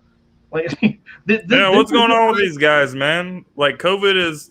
Well, I'm not gonna say COVID's officially over, but I understand, like including myself, I put on a lot of weight during when we had lockdown and stuff and couldn't go outside. Mm-hmm. But you know, it's been a few months since it's been semi more normal. All right, so you don't have any lockdown quarantine to say, oh well, that's why I'm out of shape, bro. Like, nah, you gotta be in lifting weights, working out, running, doing something. You can't just be sitting around chilling and getting out of shape like that right before the season. We can't have all that.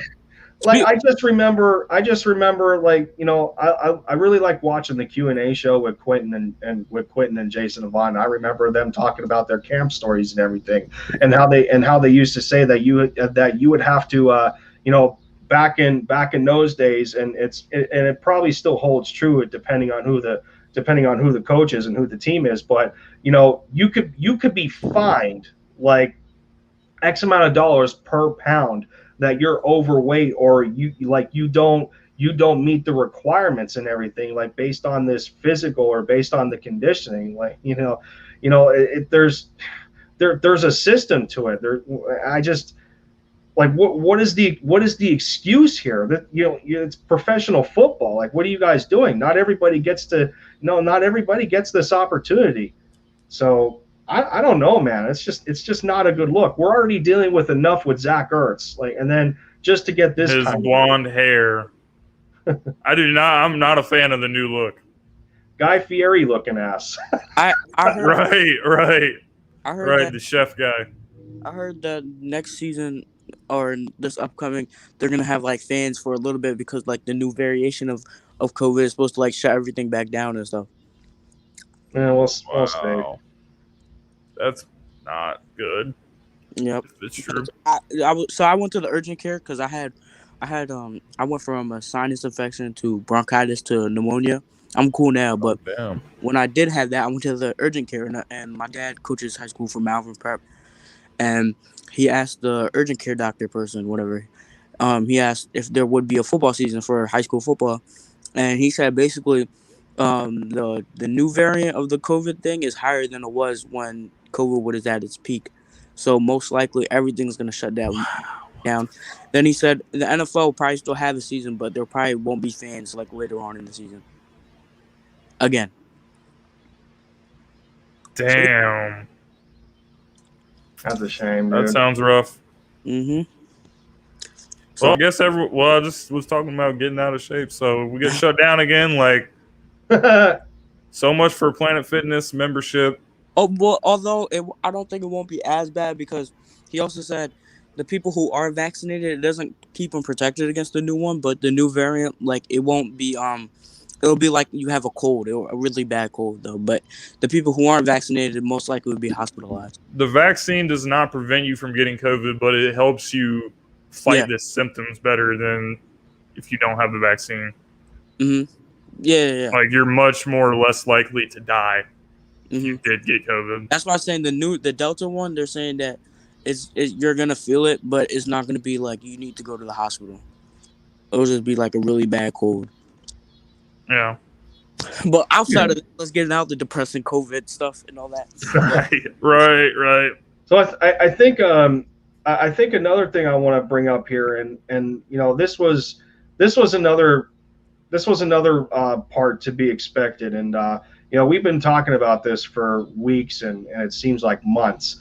The left tackle battle. Andre Dillard and Jordan Mailata. So Jordan Mailata started. Jordan Mailata was the starter today, and it seems that he got the best, competitively against Andre Dillard. I mean, there wasn't too many, there wasn't too many snaps where Mailata was beat, and again, we hear about Andre Dillard getting abused by, Josh Sweat, which is a positive, and then Derek Barnett of all people, one of the guys on the on the outside of the bubble for some Eagles fans, being that he's on his on this $10 million fifth-year option at only what, 24 years old. So man, not a good day for Andre Dillard. This is for a former first-round pick, this is not where you want to be in terms of trying to figure out what you got in this guy.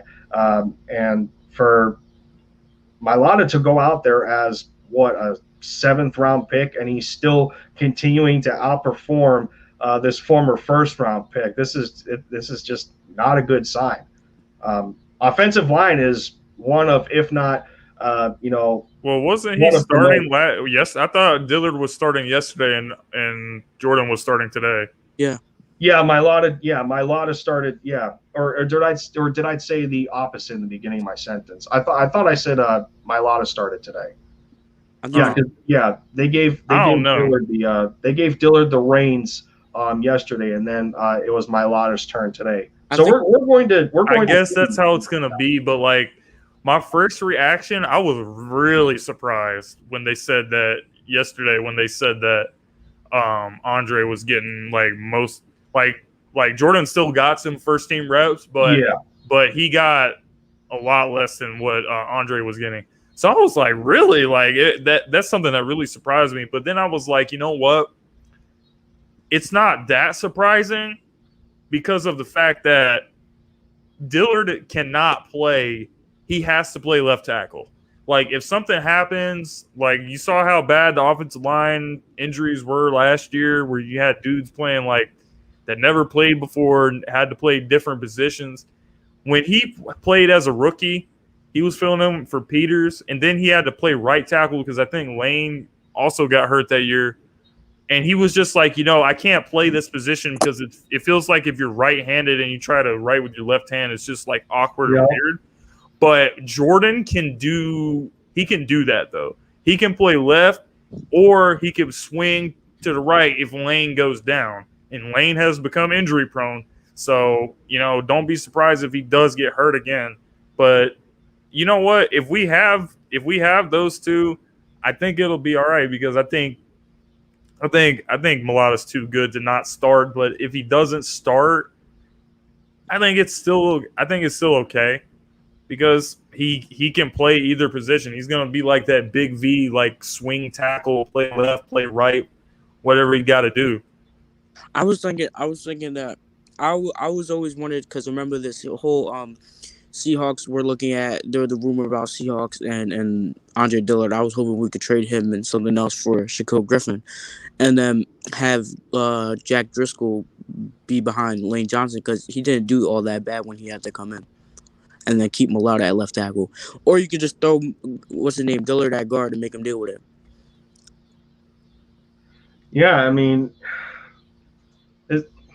I don't even know. I don't even know what else to say in terms of that. It's just, this is not, again, this is only day 2, but when you make that kind of investment, especially on the offensive line, and and these guys on the defense are still exploiting that one weakness that Dillard has, is, well, yeah, he's got good footwork and everything, and by all accounts of what we're hearing, from multiple opinions there. But the one thing that still holds him back is that what Jordan Mailata has been able to take advantage of is that Jordan actually has the arm length necessary to be able to hold better blocks, not so much with Dillard.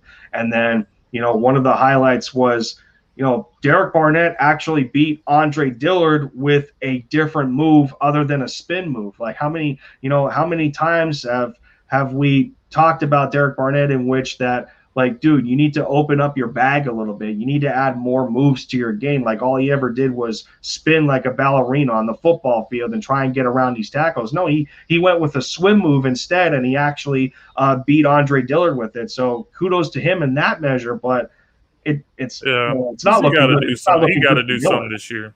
He got to do something this year. I've been on my YouTube channel for at least the past 2 years. I've been saying, look, this guy was a first-round pick, 14th overall pick. Yeah. But where he was drafted and his numbers and his production, that does not match each other. So you got to do something. That's why Josh Sweat was getting that's another thing that I mentioned in my video, that Josh Sweat was getting first-team reps. I'm like, I was surprised, but I was happy for him, man, because Josh Sweat is taking advantage when he's gotten to play. When he was a rookie, he was smaller. I think he put on a lot of weight since his rookie year, because you can notice a difference. Because when he was a rookie, he was always getting thrown around like it was nothing. But he's put on noticeable strength. He's so fast. He's explosive. He gets in the backfield. He's disruptive. He hits the quarterback. He gets sacks. He gets fumbles. He does it all. So, if he had the severe knee injury or leg injury that almost ended his career when he was in high school or freshman in college. But you know what? When he's gotten to play, he's taken advantage of it, man. And I think he has outperformed Barnett in the snaps that he's got to play. Yeah, that ACL tear. Yeah, that's right. The thing is, I'm happy for Josh Sweat. We got to see him just in a full season though, when he's taking full-time reps, because sometimes a lot of guys in the NFL are really good rotational defensive ends, and then when they play full-time snaps, they get more injured and they're also more worn out. Versus if you're taking full-time snaps, right, you're more worn out, and him having an injury-prone history, I think we should just give it to Sweat. Sweat works out. Let's see if he's just not a rotational guy, if he can be a solid anchor for the defensive end. Eagles Uncensored joins the panel. AK in the house. What is up, my man? Good to see you. Hey, good to see you, brother. Appreciate you having me on. Yeah, man. We just chopped it up about the day 2 of training camp. There seems to be more notes today than there was yesterday, especially at specific position groups. And we just got done talking about how Jordan Mailata outperformed Andre Dillard today after getting the nod to start with the first team, when Dillard was actually the one getting the nod in day 1 of the official start of training camp for practices. And Mailata outdid Andre Dillard today, and it doesn't seem to be a new developing story, because I think we heard this before. Last year, I think we heard it at certain times in the late start of training camp. So between that, Josh Sweat looking better, Derek Barnett was out there making plays. So out of everything, offensively or defensively, what have you seen notes wise that caught your eye the most, AK? Well, I mean, and nobody's surprised, at least with me, that, the Mailata thing, I've always been behind Mailata, 100%. Yes, I love this kid, and I've been saying it all offseason, this guy only has 5 years of NFL experience. He's never played football, and he's already as good as Dillard, if not better. There's no discussion here, man. I don't even know why we need to discuss this. Granted, Dillard's been playing his whole life, and we spent a first-round pick on him. But in my eyes, the best player plays. I don't give a shit about draft position at this point. If Mailata is better than Dillard, my answer.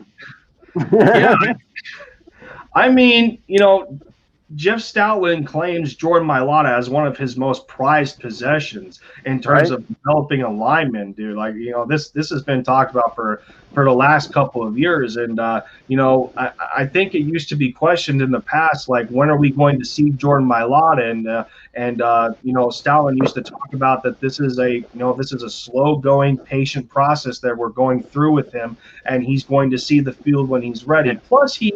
Plus, every now and then he used to deal with a back injury, and at that size, like 6'8", over 350, you can only imagine how much that affects, a human being like that. And for him to come out here and again dominate at a position that he just got started playing in half a decade is pretty damn impressive, and that only attests to the sheer talent from a coaching perspective and Jeff Stoutland, and how much we should appreciate that Jeff Stoutland is still here and did not go down. Come on, it's go to Alabama. Yeah. So, no, I totally agree, man. And that's the thing I brought up yesterday. I was like, I want everyone to think about something. If Mailata wins left tackle, and after Kelsey retires this year, if he does, and Dickerson is at center, dude, you have 2 6'8" monsters covering you, one in the middle and one on your left. Like, that's got to make Jalen Hurts feel good somehow, some way. 2 6'8" natural freak athletes. That's got to make you feel some comfortability somewhere, for the future.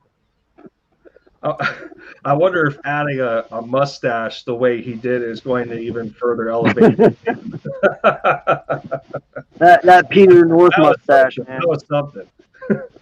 But man, I mean, outside of Josh Sweat and Derek Barnett making plays, this is the second day in a row where they actually lined up Milton Williams as a defensive end on the opposite side of Brandon Graham. I think that's an interesting development as well. I mean, we already know about the athletic measurements that Milton Williams has posted, and some of us feel that he was an analytics pick, and we should have went linebacker in the third, or at least a corner. A lot of people didn't necessarily agree with Milton Williams, but as of late, they're starting to get behind him. So I'm wondering what this is going to mean for him in terms of the depth of the defensive line, or where he's put in the rotation, because he's shown in college before, and again, this was due to injury, for the college that he came from. That's slipping my mind for the minute, but. No, like, he's already shown versatility in college that he can play both defensive end and D tackle. So it seems with his measurables that you would want to take advantage of the explosiveness that he possesses to try and outduel a tackle on the outside. Yeah, no, I agree, man. Listen, I like to call our defense this year a ninja defense. Gannon's going to line people up in many positions, so don't be alarmed if that does happen, if Williams is on DN, because here's the thing. This defense is going to give you so many looks because players are going to be in so many different positions, so don't be alarmed by it. I believe they're just kind of experimenting right now with what they have to see who can play where and what goes where. But yeah, I mean, I'm intrigued by Williams. Like I told you, if you're going to sit out here and kind of compare this guy to Aaron Donald, that's a huge, huge comparison. So I better see something from this kid, honestly. Yeah, absolutely. And we can only hope that we've seen these kinds of comparisons before, and then people start to create expectations, and then when those expectations are not met, crap rolls down the proverbial hill, and we don't want to be in those kinds of situations anymore. So I mean, it's just that the patience of process, and and seeing what Milton Williams really is at the NFL level. Anything you two between Philly Jim and Infamous that y'all want to add about Milton? I honestly forgot about him. I'm gonna be so. No, I mean not really. Like he's been getting a lot of hype. They like him, so we'll see what he does. We'll see what he does. He's got short arms, but other than that, I don't know. I mean, I didn't watch Louisiana Tech or wherever he went to school, so there's not really a lot I knew about him being a third-round pick and all. But you know, he's coming to a good situation. A lot of good players on our defensive line that can help him out. So we'll see. We'll just see. I'm excited for Hargreaves out of everyone on the D line because last year a lot of people were hating on him. I think he's gonna be good. That's good to hear. I like it. Yeah, Now Williams is built like BG, right? Oh, Milton? I think so. I think they're. Doesn't he have a lot of BG comparison, like body wise? You know, because BG, I consider BG having kind of shorter arms. You know, I think BG is 6'1" or 6'2". Yeah, he's like six. So He's like 6'2", 6'2", 255, 260, something like that. I think. Yeah. And what's Williams? I think he's 6'3". I don't know his height, probably 270. Yeah. Oh, so he's a little bit bigger. Yeah. That's the other thing about Milton. He in college he used to weigh close to like 300 pounds. He used to be like 290, 300, and then he drops all the weight that he did, and and now this is the result. I mean, that was another part of the the impressive athleticism that he has that I forgot about. Much like Infamous just talked about that he forgot about Milton Williams. So yeah, man.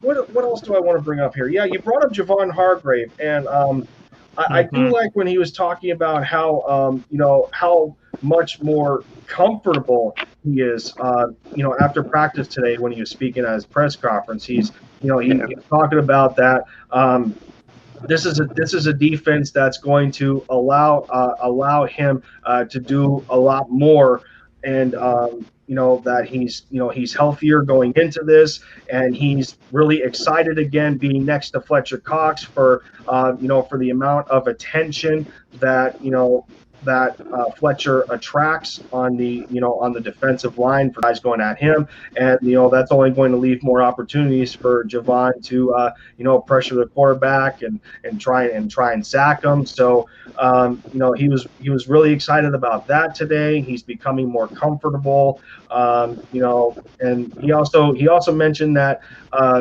schematically, there isn't too many differences between what Jim Schwartz did for the D-line and what Jonathan Gannon is doing, but he's more excited in the sense of that there's more opportunity for him to, produce in this scheme under JG.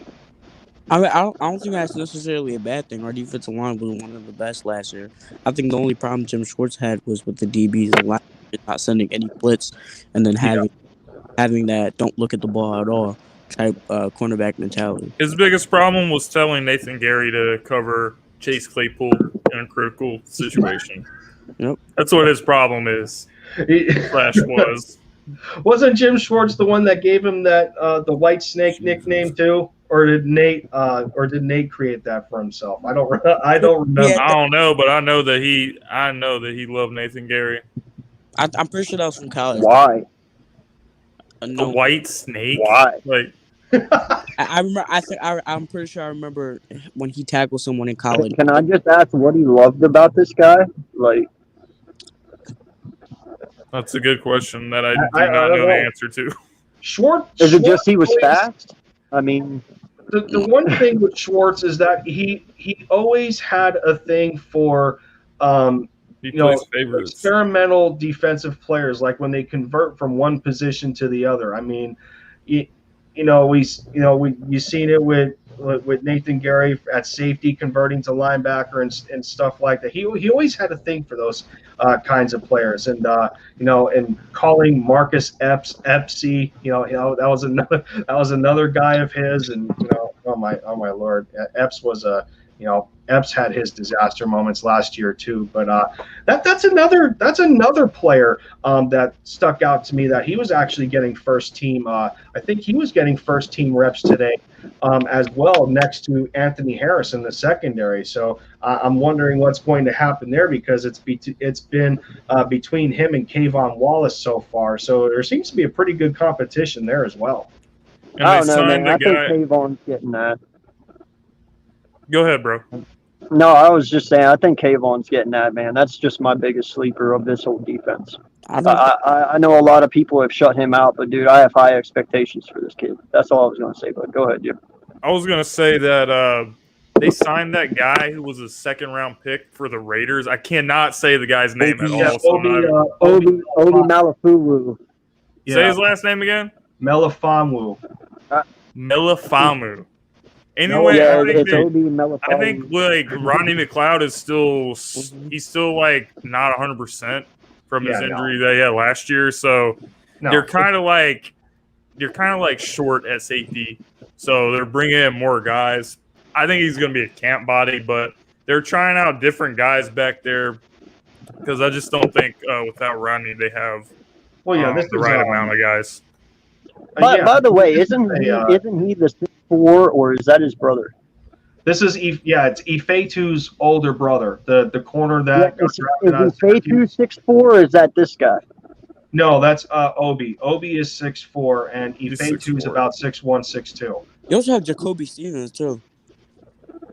Yeah, Jacoby Stevens. Oh yeah, I forgot about him. I think as well. Mm-hmm. Yeah, he's around there. I mean, he was a great like one Trey Rock in the building. Good to see you, man. He says underrated pickup. Dude was a baller at UConn. Yeah, he was. The only issues that he dealt with in the beginning was injury. And he ends up being the second rounder to the Raiders in 2017. And he was one of the guys involved at rookie minicamp back in late May, I think, for the Eagles. And for him to get signed now, they must like him enough. He adds more depth to a safety spot that is still a question mark outside of Anthony Harris, because we don't know where Rodney McLeod is going to be after his second ACL tear at about 31 years old. Again, this is another situation where a veteran is dealing with a reoccurring injury. Lane Johnson, Brandon Brooks, now Rodney McLeod, Isaac Seumalo, he's up there a little bit. He's got hamstring issues. So, I mean, the Eagles have to do their due diligence here and make sure that they have the necessary depth for the skill positions, in order to not only keep competition up, but they have to try and help wean out who is or who isn't going to make it, and look towards the future at these skill positions. Yeah. Okay, I gotta ask a question. Did y'all watch the mic'd up on Jonathan Gannon and all them? Today? Was it today? Or was it it was like last week or 2 weeks ago, whenever they were practicing before this. I think I saw it. I think I saw it. Okay. Now, the only question I asked this is, did we have Obi and then release him and pick him back up again? I don't think so. No, they had a rookie camp early in the summer, and they had this thing where they had some players that could attend the rookie camp that technically weren't rookies, but it was like a tryout basis. Yeah. Okay. It was like a tryout. Because if you watch that video, Obi is actually in that video. I don't know if you guys know that or not, but he's number 33 in the corners during that video. It shows his last name like 3 times during the thing, so he was here at one time. He was a part of that. He was a part of that tryout at rookie minicamp. Okay. Definitely. Yeah, he was. That's what confused me, because I thought he was on this team the whole time. Yes, that confused the shit out of me. Yeah. So let's see. Before we get into the other signing that the Eagles made today, at another skill position that's got question marks at the wide receiver 3 spot. Richie Mack asks he dropped this question with Bird Gang 31. Did the Eagles win the Brandon Graham versus Earl Thomas drafting debate because maybe Rager in the long run could win out over Justin Jefferson? I don't know, man. I mean, we both got a ring, so that's all that really matters to me. I think Earl probably has had a little better career than Brandon Graham. Brandon has never been like a first team All-Pro or anything like that. But you know what? He's definitely. I think it was not a bust pick, like a lot of people were saying, but it just took him longer to, come into his own way. But the Seahawks want a ring. We want a ring. That's all I care about. I mean. Yeah, it is hard too because it is a different skill position as well. Yeah. You're talking defensive line to the secondary, so I don't think the two situations are comparable though. Yeah, no. Jefferson and Rager, and actually with those two. Yeah, I think Jefferson is gonna be a future like top 5 to top 10. Oh, he's great. He is. But plus, I mean, without BG, I would say that though that we probably wouldn't. The Super Bowl would have been a lot closer. Oh, we definitely don't win that game without him. Yeah. No. Not at all. I mean, not at all. Drafting at position of need. I don't think I was alive or watched football around that time, so I don't know.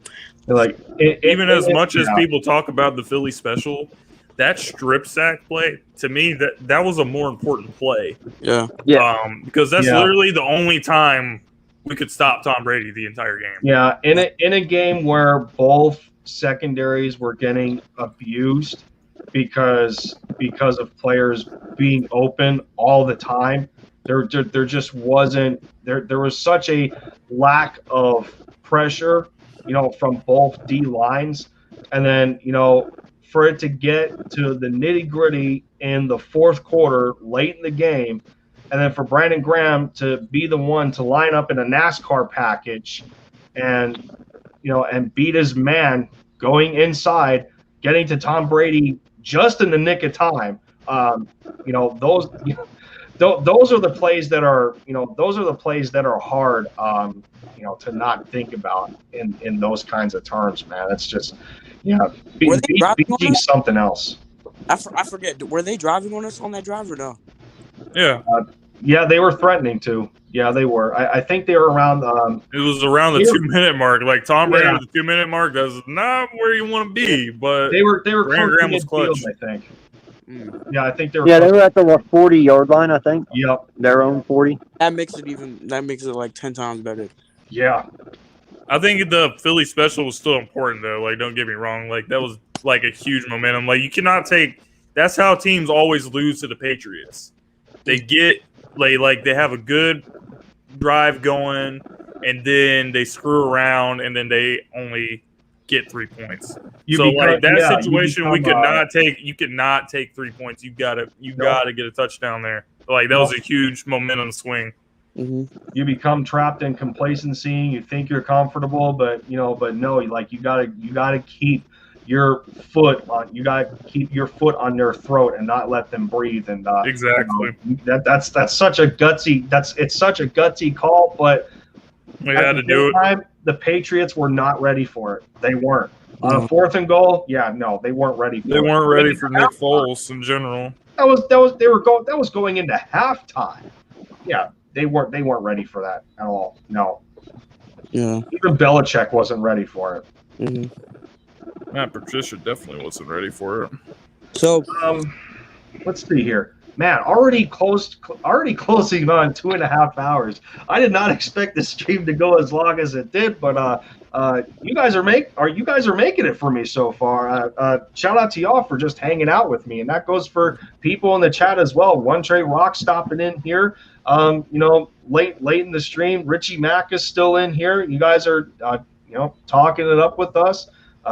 Thanks guys. Plain and simple. It's just a big thank you.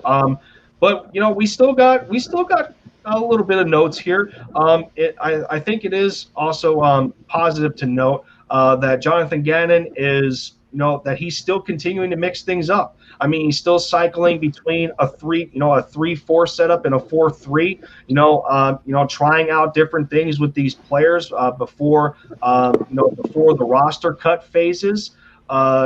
So, I mean, that's another intriguing part to this defense that I would, that I'm pretty interested in paying attention to moving forward, especially with the personnel that we have right now. Mm-hmm. Yeah, I agree.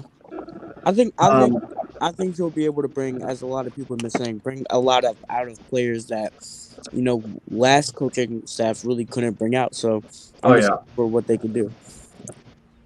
Yeah, and I think this is only going to help out the secondary as well. I mean, having a defensive end, having a defensive end with the with the versatility to drop back into coverage and stuff like that. When you're talking like a Ryan Kerrigan or something, or I think Patrick Johnson has that ability too. I think Teron Jackson has a little bit of that. Obviously they're converting Jacoby Stevens to the linebacker spot. He's just not built. He's just not built right now to be a safety anymore. That's been the word as of late. He's a little too big to play the safety spot. So they're working him at the linebacker position. Joe Osman is actually cycling between linebacker and defensive end, so they're working on versatility with him. And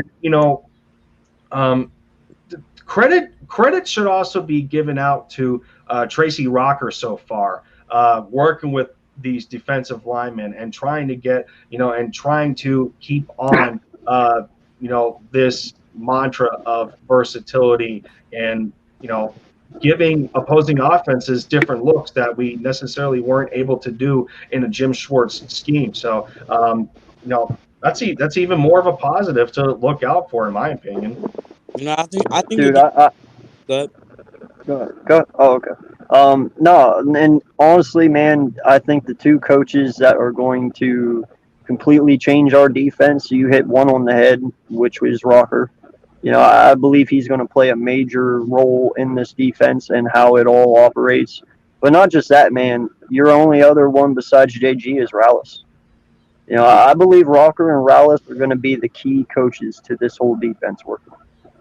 Mm-hmm. Yeah, and how about speaking of Nick Rallis, you moving to the linebacker spot? How about Davion Taylor getting some first team reps at the linebacker spot? Right. I think Eric Wilson. I think another guy that should have been playing over Nate Gary. Yes. Yeah. Especially seeing him chase down Lamar Jackson, dude. Like he said at his press conference today that he's clocked at 20 to 21 miles an hour, and he's one of the fastest guys in that linebacker. Yeah, he's really fast. And he's like, dude, I want to reach 22, but I think I'm around 20 to 21. Like that's it's faster than a lot of people. I think he wasn't given a fair chance last year because a lot of Eagles I know. were like, I mean, the one time he had to guard George Kittle, man, that's just not fair. Well, I mean, Nate Gary sucks. I mean, I know we've already said that, but this guy got signed by the 49ers, and they cut him before they even started the first practice. Like, do you know that this guy was starting for us, and he didn't even make it for the first practice? That's terrible. Like, I need you guys to really understand how bad you have to be to get cut before the first practice. Mm-hmm. Speaking of being cut before practice, I didn't know, what do you call it, Trayvon. I didn't realize till now that Trayvon Grimes is no longer on the team. He got injured, though. That's why he didn't make it. Yeah, because he can't play. Yeah, he was released on an injury settlement. He got hurt again? Yep. Knee issue, I think. I think it was. I think it was a long time ago. Yeah, ACL problem or something like that. I think it's something with his knee that's still bothering him. I was excited for him. He was one of the picks, people we picked up. I was like, I think he's going to be really good. Well, I mean, we just went into receiver after talking about Nate Gary again. Nate Gary. He was literally starting for us, and he got cut. It just blows my mind that he was starting games for us, and he didn't even make it for the first practice with the 49ers. Nate Geary doesn't make it to camp for San Fran, and then Nick Mullins looked better than Joe Flacco today. Imagine Nate Geary starts over Fred Warner for the Niners, comes back and beats the best linebacker. Good Lord. He was probably better at safety in college than he is overall as a linebacker. No lie, they probably just pulled up that tape of him being positioned the wrong way, and that was it for them.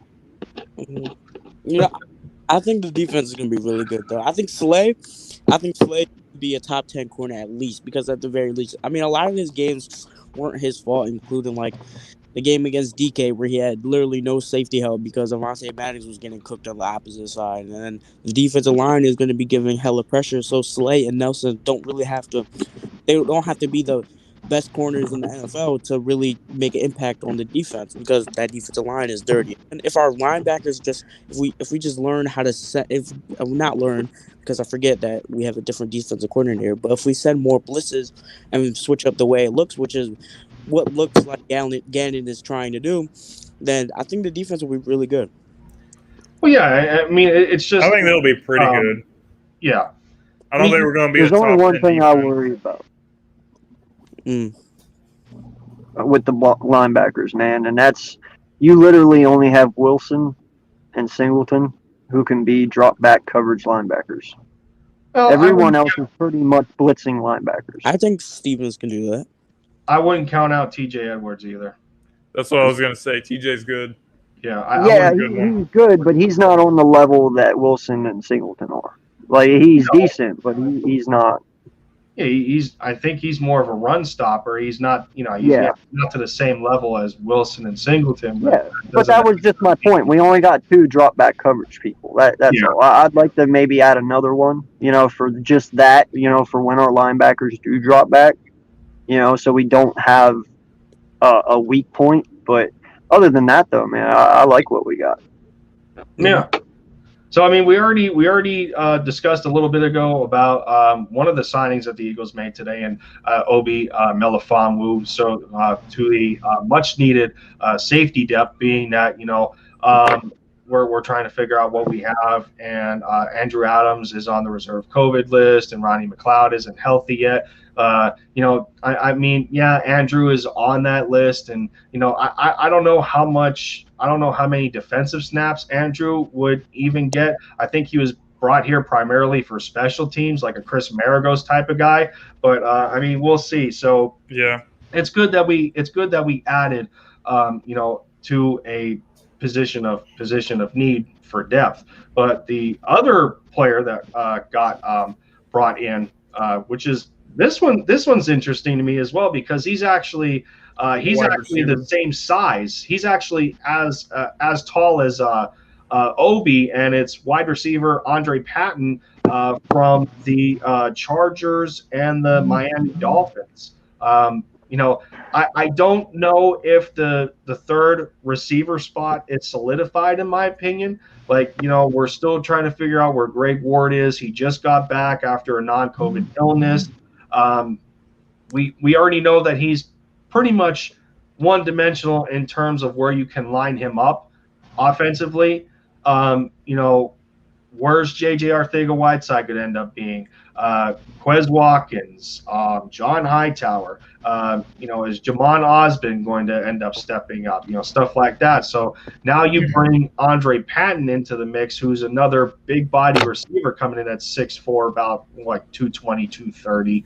And it's similar to a Travis Fulgham type of story where he doesn't produce very much. I mean, the most he's gotten out of 13 games for the Chargers a couple years ago was 17 targets, 6 catches for 50-some yards. So this kind of reflects on where Travis Fulgham was, where he jumped from team to team, where, between Green Bay and the Detroit Lions, they gave up on him. So he gets inserted into the offense for the Eagles. He blows up in 4 or 5 games. Alshon Jeffrey ruins that. Howie Roseman ruined it because he wanted Alshon Jeffrey in there because of the contractual justification of how much he was being paid, which that was a disaster. But no, I mean, what do you guys ultimately feel on the signing of what this ultimately means in signing Andre Patton? Does the competition at wide receiver 3 make sense in those terms? Is it going to be 3? Is it going to be 4? What are we thinking here? I don't know, man. Personally, I'm thinking he's just a camp body. Yeah, because you got to bring in guys and just have more camp bodies out there. But it could be. I think it's going to be interesting. I think Fulgham and Greg Ward are both going to make the team, but after that, it becomes a kind of a toss-up. After you get those first 4 guys like Quez and John. And, I don't know exactly with Arcega-Whiteside looking, quote-unquote, fast. Is he actually going to have a chance to make the roster? I don't know, man, but it could be for competition. Personally, just think he's camp body. Yeah, the receiver room is really packed. I don't think he's like gonna be there trying to make the roster or whatever the case may be. I think he's just there for a camp body because we have Quez, John, Fulgham, and then I heard Hakeem Butler is now on the receiver listed as a receiver. So I think the receiver room is packed enough. That's an interesting. Is he number 89? Who, Hakeem? The guy we're talking about. The 6'4" dude. Is he number 89? Andre Patton? Yeah. What about Does he him? wear number 89? Does he wear 89? I don't know what number he is. He just signed today. Yeah, he just signed today. I mean, the last picture given was him wearing 16 for the Chargers. So he was there today, though, right? No, I think No. They signed him I later. think this was after practice when he got signed. Yeah. Oh, okay. Well, I don't know. The only thing is, hey, I'm always down for bigger wide receivers. To have red zone targets. Hey, I'm always down for that. But yeah, I'm not sure who number 89 is, dude. But when I was watching the training camp this morning, dude, he's a tall guy too. Like I'm not sure who he is, but dude, he was way taller than Smithy. Like no lie. I'm not sure who he is. I'm pretty sure that's Hakeem. It is Hakeem Is that who Butler. that is? I just looked it up. Yeah, He's Hakeem fucking Butler's wearing tall, 89. man. Yeah, 'cause I heard he was 6'6" or 6'7". Yeah, No, he's tall, dude. Hakeem Butler is. He's listed as 6'5". I was gonna say he's like either 6'4" or 6'5". 6'5". The only dude that's 6'7", other than Jordan Mailata, who's 6'8", is the quarterback converted tight end Tyree Jackson, who's also making some impression headlines in camp. I heard Nick Mullins. He's been running people over and stuff I think in the third team group. So I don't know. I heard Nick Mullins made a good today too. Yeah, that's the other word. Like Mullins is looking better than Flacco right now. Some people are saying. Oh my god! When I went, oh my god, Flacco threw like all the man. I should have stood right next to right across the field. He probably would have thrown it to me. I'm probably. Well, that's why I laughed when we signed him for $8 million. I was like, "What are we doing?" He was only making what, 2.5 for the Jets, and then we go and pretty much quadruple that shit. Really? Mm-hmm. The Eagles overvalue backup quarterback. They always have. Yeah, at least it didn't pay him 25 like we did. What's his face? Chase Daniels. Yeah. Yeah. Good Lord. We could bring back Sammy Sleeves. Yeah, sure. Oh man, the camp hero. No, man, I might take Kaepernick before Sammy I take Sleeves. Sammy back. I did not. I was not a Sam Bradford guy. It upset me that we traded Foles for him. Well, I don't know how you could trade Foles for him. Like, Foles was better than him, even like back then he was. What about the great butt fumble Mark Sanchez? Oh, that guy totally ruined our 2014 season. Like after Nick dude, I Foles almost got hurt, forgot he about played him. a few Thanks games. a lot for that. He played a few games, and then like it was just extremely downhill after that. Mm-hmm. Man, were we really that fucking desperate back in the day? Oh, we were. That was a rough time, bro. The Chip Kelly years. I know, right? That was not fun. You know what I will give Chip. The first year was fun. After that, Chip Kelly is though he did keep the team healthy for the most part. that's the only thing I give him credit for. But he also had them like eating like specific foods and making sure. He was like a mad scientist, like sports science. Smoothies, man. Jeez. That's why the players used to complain about conditioning, but we never got injured. That's why I always say, like Doug, like I don't think he did conditioning right, and because it has to be something like that because you can't go from being like as healthy as we were with the sports science and all the stuff, and then all of a sudden every year you have disastrous like major injuries. You know, like it was just always puzzling to me. So I'm wondering if Sirianni's how he's going to handle conditioning during the season and stuff like that. Maybe it's because after every practice, Doug wanted some ice cream and gave it to him. He wanted some vanilla ice cream. Oh my god. Yeah, y'all. I don't know about y'all, but I'm still excited going into tomorrow, day 3 of training camp. Day 3. Resumes 10 a.m. again, start time for the Eagles. Saturday, they have an evening practice at 6 p.m. I think the New York Football Giants are doing the same thing as what I heard around the internet today. But that's not the here nor there. Nobody really cares about the Giants. And then they have off on Sunday, and then they get back to it on Monday. So I mean, I guess from here on. Pretty excited as what Sirianni and the rest of the coaching staff decides to do and switching up the first team as to who's going to get the reps next. We've been going for 2.5 hours now, and looks like Jock Talk talking about saying he's working too much. I don't know if that's cryptic for my stream getting boring, but yeah, he fell asleep listening to us. I don't know.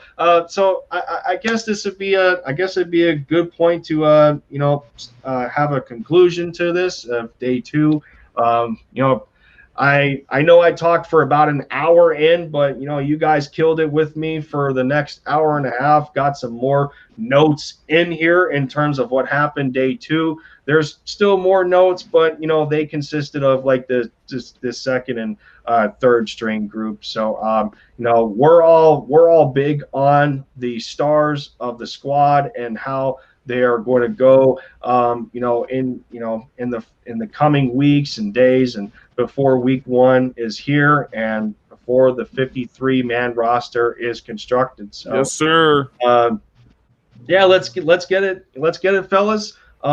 And I'll let you 3 have the floor to shout yourselves out, and then we can close the stream. So I guess I'll take it to my right. Billy Jim, go ahead, man. You got a lot to talk about for your channel. Well, I just have a regular channel where I do videos about the Eagles. I don't really cover other sports like what Lindy does, but it's because I don't really have enough time to do that. So, yeah, you guys could just catch me over there. Just look up Philly Jim. You'll find my videos. Starting the Sports Gauntlet podcast, it's already been going on, but I'm just bringing it to YouTube. We're going to cover NFL stuff when the season starts. There's going to be other people that are not just Eagles fans. It's going to be really interesting conversations going on. So other than that, you guys can check me out over there, and I'll see you there, and look forward to seeing you. I guess I'll go. It's Infamous 2K. I barely post on there because I got my own version of Minicamp. But if y'all want to subscribe, go ahead. But that's it. Yeah. Oh yeah, wait, Lindy. Yeah, and I'm. Oh no, go ahead. My fault. No, you're good, bud.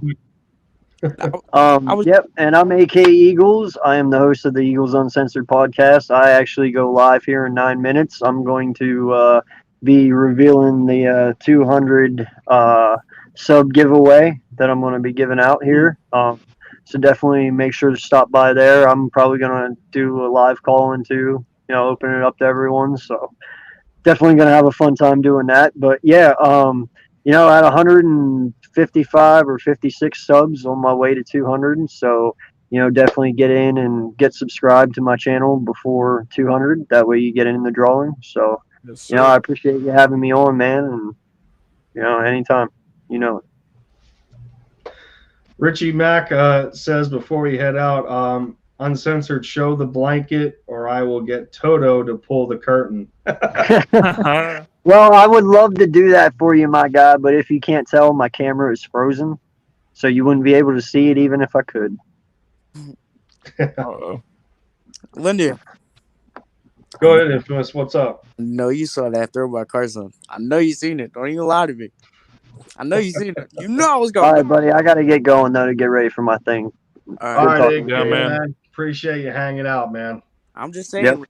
Until next time, bud. But I know you saw. Did you see the throw?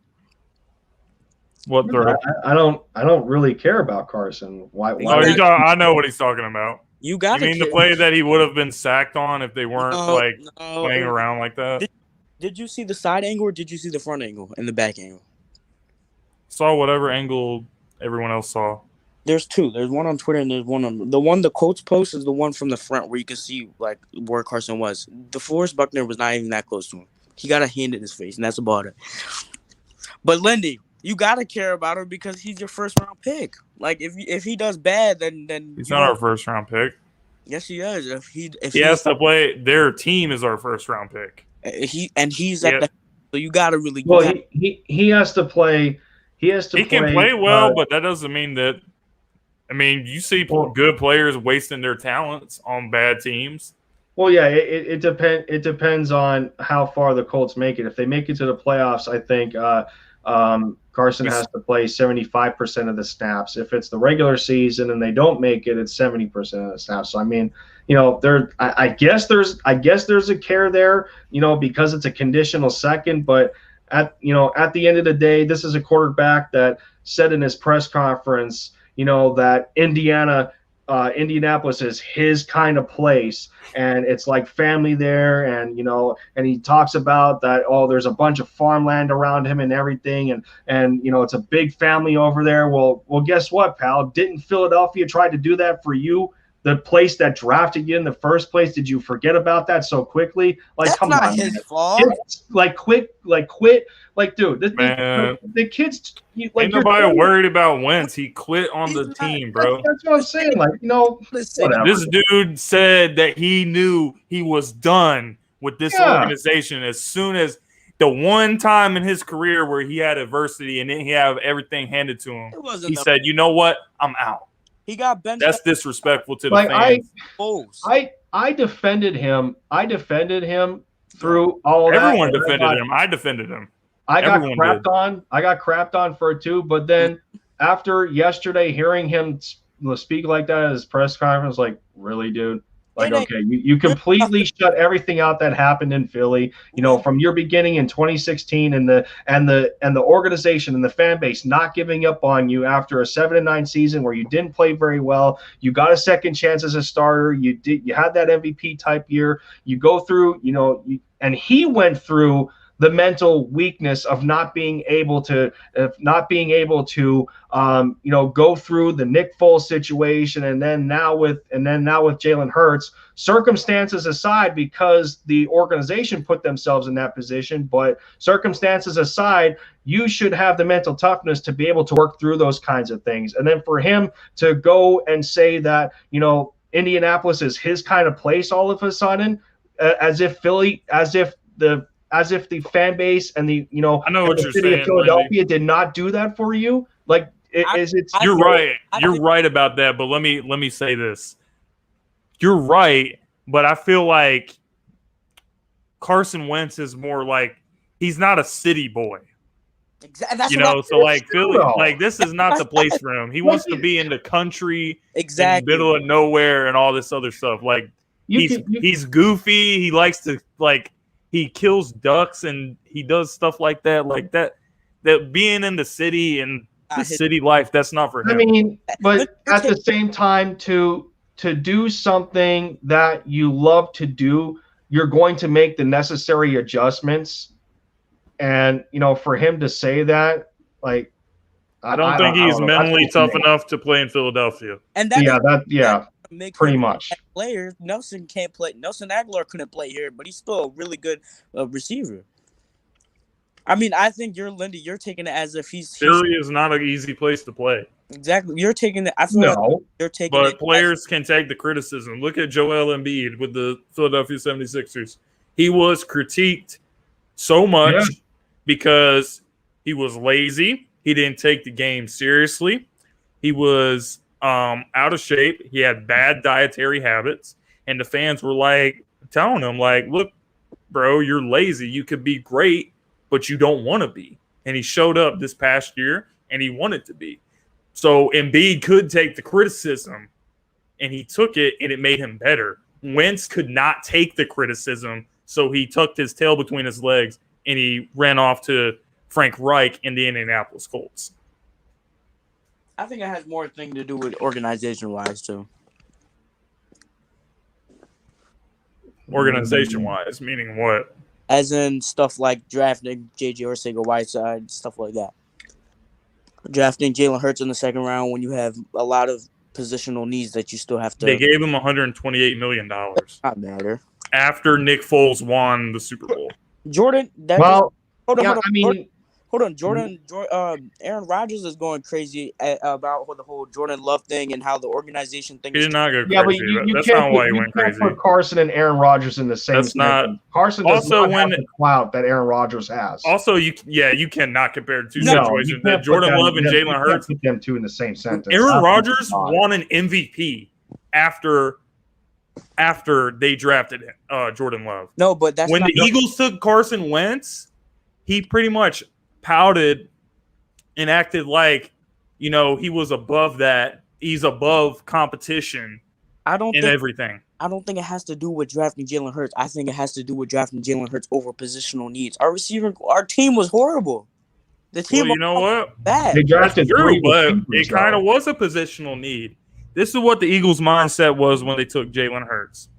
They got to the playoffs with Wentz, won the division. He got knocked out, got that concussion, and then Josh McCown comes into the game. Brutal. They do not want another 38, 39-year-old quarterback wasn't he in like the playoffs. 41? They don't want that. They don't want to be in that situation. So they looked at Jalen Hurts as it was a pick that was kind of a reach, but it could pay off in the long run. And we're going to see this year, because if Jalen Hurts balls out, then Howie Roseman is going to look like a genius. He's going to look like the smartest guy in the room. As much as I don't like Howie, that is the truth. Richie Mack, that was the Browns game last year. If he hit Dallas Goedert in stride, and if Goddard didn't have to slow down to adjust to the throw, he would have been in the end zone. Yeah. So my whole thing is, you could say it's a positional need, but you don't do that in the second round. You don't draft a backup as a second round unless you're like already set. Our receiver, man, I don't care how many receivers we drafted, they weren't that good. Nelson had one good year. Alshon was getting old and didn't really like Carson. Other than that, we didn't really have anyone. Well, why didn't they like Carson now? Well, Carson could have came back.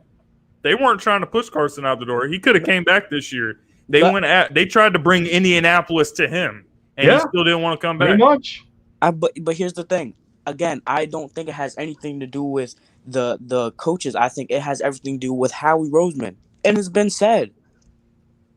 Why do you think Ertz wants to leave? It's the same thing. His is a little more because he wants to be paid as a top 5 tight end. Ertz has no he's justification. Literally nowhere near a top 5 tight end anymore. Yeah, Ertz has no justification for an extension. That's over and done with. He's lucky he's getting. He wants more money than what he's worth. It's not the same. Yeah, But all the stories about how we joking with Lane Johnson, I forget what he said to Lane, but people don't like him. He's annoying. He's ugly. He doesn't look good. The whole point is Howie Roseman pissed off what's his name so much. He's like, I don't want to play for you anymore. I don't think it has anything to do with Jalen Hurts. I think that was a fan assumption because honestly, for any quarterback, especially for Philly, that's why a lot of people are saying, oh, if they draft another quarterback or get a good backup, it's going to be stupid because as soon as Hurts messes up, the crowd is going to go bring in somebody else. They'll do that for anyone because that's just how Philly is. It's not true. I think that's more of a narrative that people like to use. It's not always true. When you are a great player, the fans are always going to be supporting you. But until you give them a reason not to, until you're not putting the work in to get better. Like Carson Wentz has been fundamentally not a good quarterback. The guy does not have good feet. His footwork has always been off. His mechanics have always been pretty poor, actually, and he's never really put the time in it. It's just like with Ben Simmons. Ben Simmons he could be a great player, but he does not put the time in to work on his jump shot. I think Ben Simmons is totally different. I think Ben just doesn't want to shoot. I think he can shoot. It's different, but it's also similar. But you're assuming. I'm talking about he doesn't work on his mechanics. Ben doesn't work on his jump shot. That's the comparison I'm making. I'm not making a comparison with both players. All of a sudden, Carson's putting the work in for the Colts. So, I mean, if you can do that for them, what's the excuse for you not doing it here? I don't know. We don't have any proof that he's doing it for them. So until the season is here and we see noticeable differences, then we can't really say. It looks like he dropped like 20 pounds. But also, the organization told him to gain weight because of injury reasons. The Eagles told him to gain weight. Not why he gained weight. The whole country was on lockdown during COVID-19 when he was reporting to camp. That's why he gained weight. That wasn't because Carson wants his press conference. They didn't tell him to do that. Yeah, and tell and ask and see what he says. He says, I gained more weight for injury reasons, and then there was a report saying that the organization suggested to him that he should gain weight because they don't want him off the pocket. Because last time he did, he got hit by Jadeveon. It's not true. That is not true at all. Okay.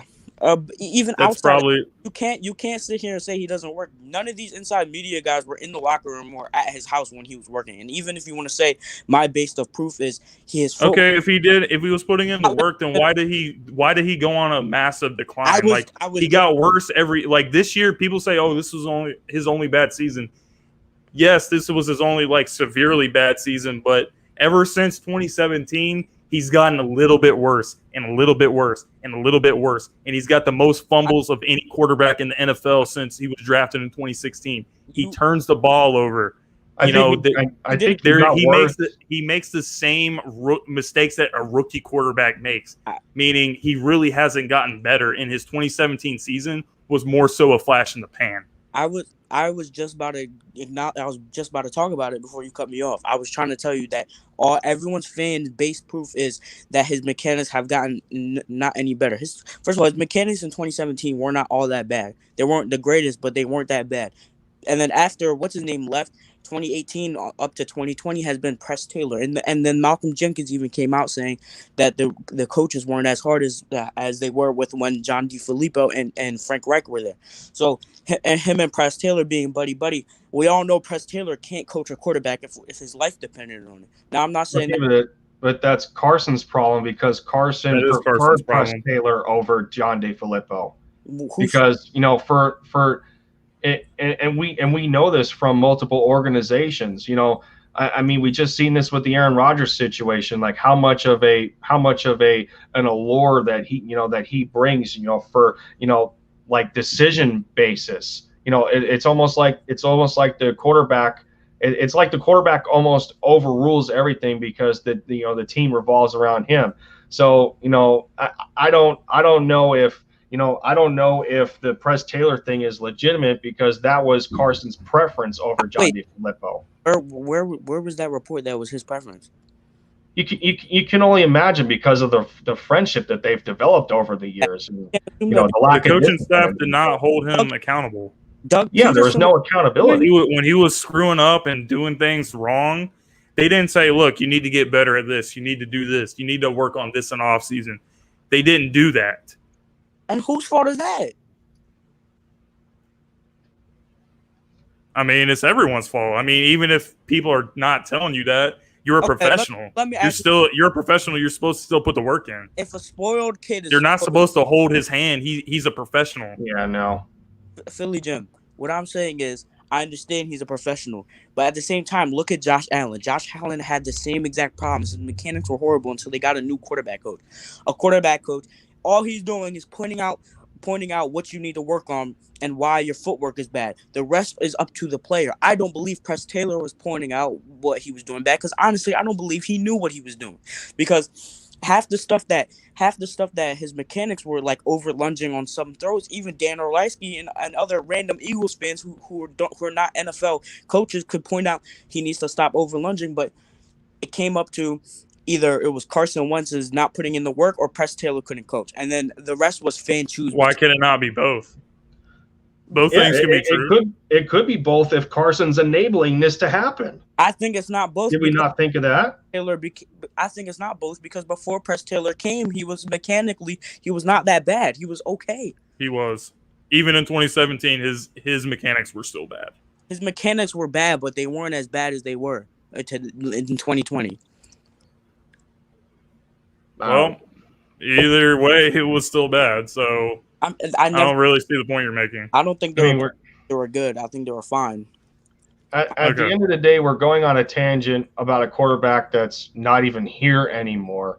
And, despite the conditional pick that's relying on him, we don't like it. It's like there's no care in it anymore because we moved on like the rest of the organization did. We tried to reach our hand out, because we couldn't get Frank Reich, but we got the next best thing, and Carson still said no. That's on him. This is what he wanted at the end of the day, and so be it, regardless of the circumstances. So I mean, whatever. I don't believe in blaming. I don't believe in blaming positional coaches solely for the lack of dedication to someone's craft. That's just me. Exactly. I don't. Even then, the whole argument was about Howie and why he left. So what is the overall point you're trying to make? Like the Eagles are really going to regret getting rid of Wentz? Because Lindy was saying that.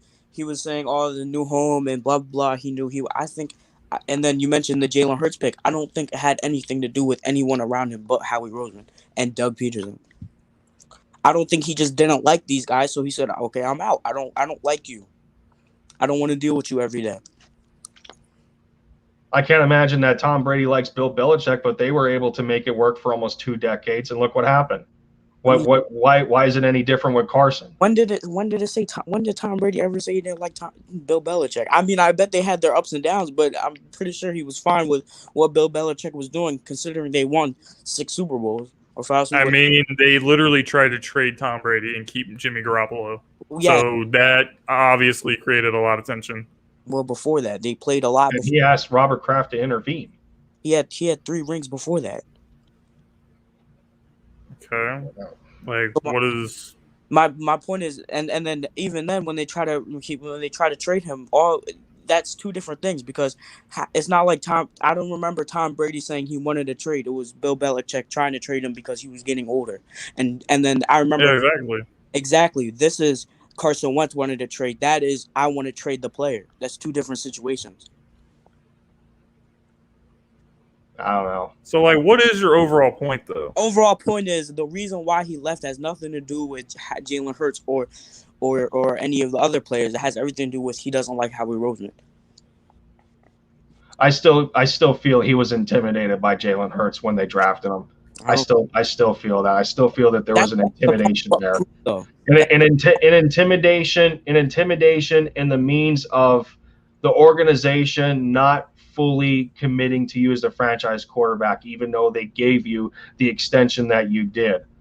It doesn't matter what the extension they gave him because at the end of the day, they weren't helping him. They were giving him money, but not helping him.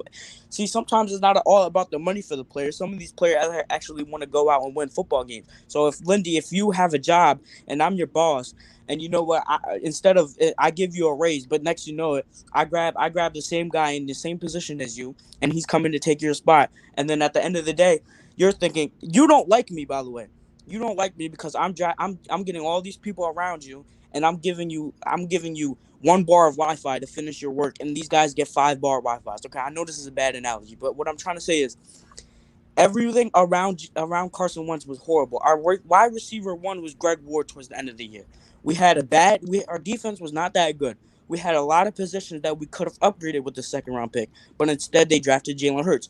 You don't have to draft if your argument is I'm considering that Wentz got hurt and we had to have a 41-year-old quarterback. You can just get another backup. It doesn't have to be a Heisman runner-up in the second round. Okay, then what should we have done? Traded back for Nick Foles? Like you gotta have some kind of contingency plan if Wentz doesn't work out. If Wentz gets hurt, like he could have a career-ending injury. You know. Okay, but okay. Let me see an example. I'll ask you for an example. Is there a lot of?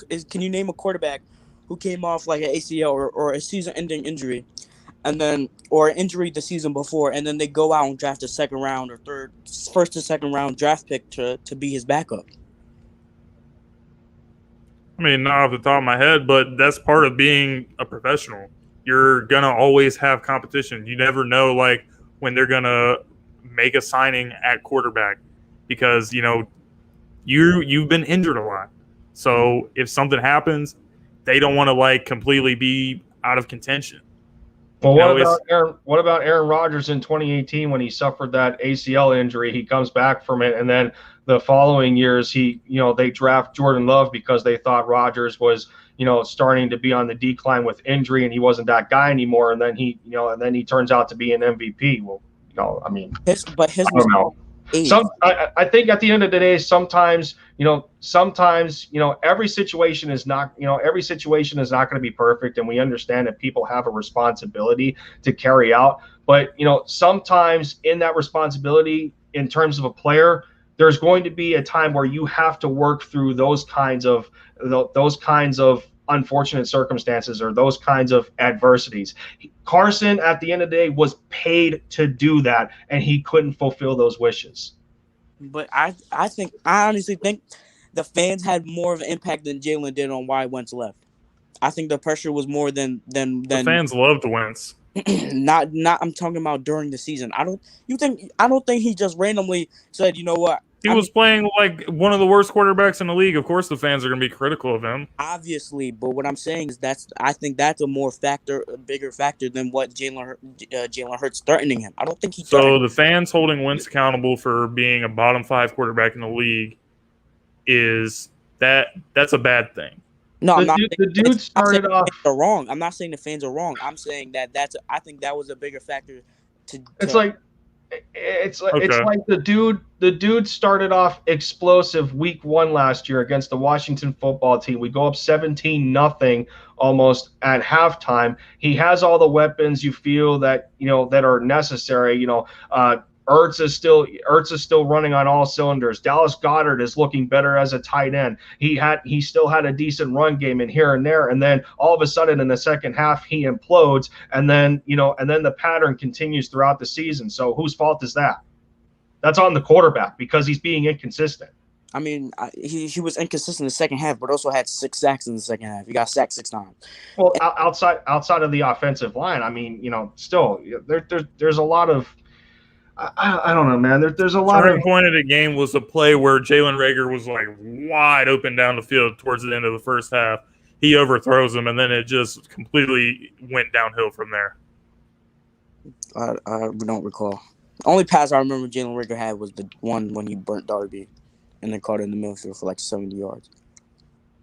Oh, I think I know what you're talking about, Jim. It was the one where he had Reagor down the sideline or something, and he underthrew it. Carson underthrew it, and it was an easy undercut for an interception.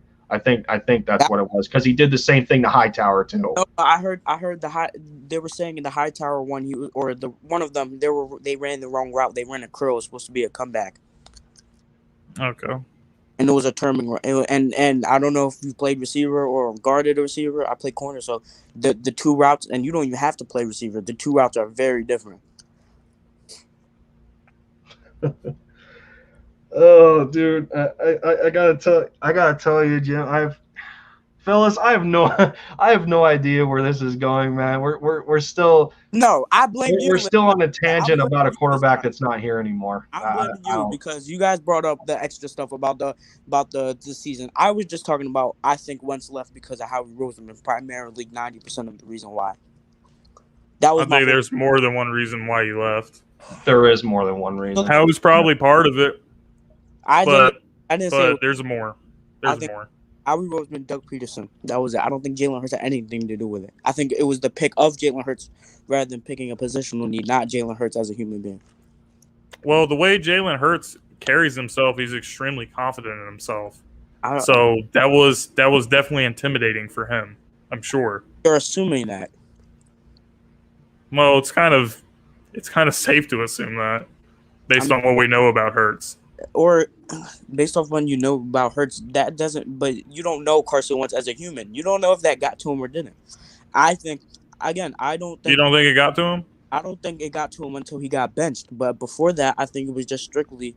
I think he just had a bad year, and everything around him was really bad. I mean, who's to say? Who's to say if our O line stays healthy and our receivers know how to get open, he doesn't have that. He has that same amount of year. We don't know that for a fact, but we also don't know it for a fact. I mean, I do don't not know it. I do know Carson Wentz had the highest completion percentage, or the third highest completion percentage in a clean pocket with the same amount of throws as other quarterbacks. Okay. I mean, there's a lot of stats that from 2016 up to the 2019 season that prove that he's a candidate. At least you have to put him at the top 6 to top 7. They put him at top 5. I wouldn't put him at top 5. I'll put him top 7. What up, Joey Shakes? we're really deep into this one, man. Yeah, tell Castro in the house. Joe know how I feel about Carson. You don't talk about that about quarterback. I'll bring listen, Philly Gem. I can literally give you. If you want, I will make a video on it. There is almost every single stat that you can name in NFL history that says Carson Wentz in that same stat category against people like Patrick Mahomes and Russell Wilson. He's in top 5 for every single one of them before the 2020 season. I don't think the 2020 season he crumbled because of pressure. I think originally he crumbled because the O-line broke down, the receiver broke down, coaching was play calling, his mechanics were bad, and then his decision-making got worse as time went on. His decision-making has never been great in the first place. I mean, hold on. I mean, he did. Him and Drew Brees are one of the few quarterbacks who used to average a 7 interception with only 25 plus touchdowns. I mean, 7 interceptions as a career before 2020 is I'm pretty sure taking care of the ball decision wise. If you're talking decision wise, as in running the ball and not sliding, fumble wise, yes, he was bad. But if you're talking about decisions and throwing, you're completely wrong. He threw 7 interceptions. How was that bad decision making? Decision making is more than just throwing an interception. There's a lot more to do with that. The fumbles, you can't just dismiss all the fumbles like that, bro. That's part of it. I asked you, are you talking decision making? He's holding the ball. Okay. His awareness in the pocket is terrible. He holds the ball way too long. He doesn't know when guys are coming after him. He's holding the ball for 5, 6, 7 seconds. You know, you got to get rid of the damn ball. I think he doesn't do that. And it results in turnovers. How many times last year did he have the opportunity to throw it away when he knew that the play was dead? But in the back of his mind, he felt that he needed to be the hero every single snap and try to make a play downfield when it wasn't the right football decision. Hey, you're talking about that's on him. I understand. That's on him. That's not always on your personnel. It's just being sophisticated as a quarterback. Like I don't know. There's a common sense to this, man. 2020 was bad. I never said it wasn't, but it wasn't as bad as it was in 2019, 2018, 2017, and 2016. You just said. You can't say, yeah, he always held on to the ball, even in the 2017 year. But you have to take, again, I'm sure you had this, you have to take the good with the bad. And I've made this analogy a million times. Outside of 2020, I'm excluding 2020. Yes, 2020, he did it too much. But he did it a lot in 2017, 2018, 2019. And I said, if Curry... What, fumbling?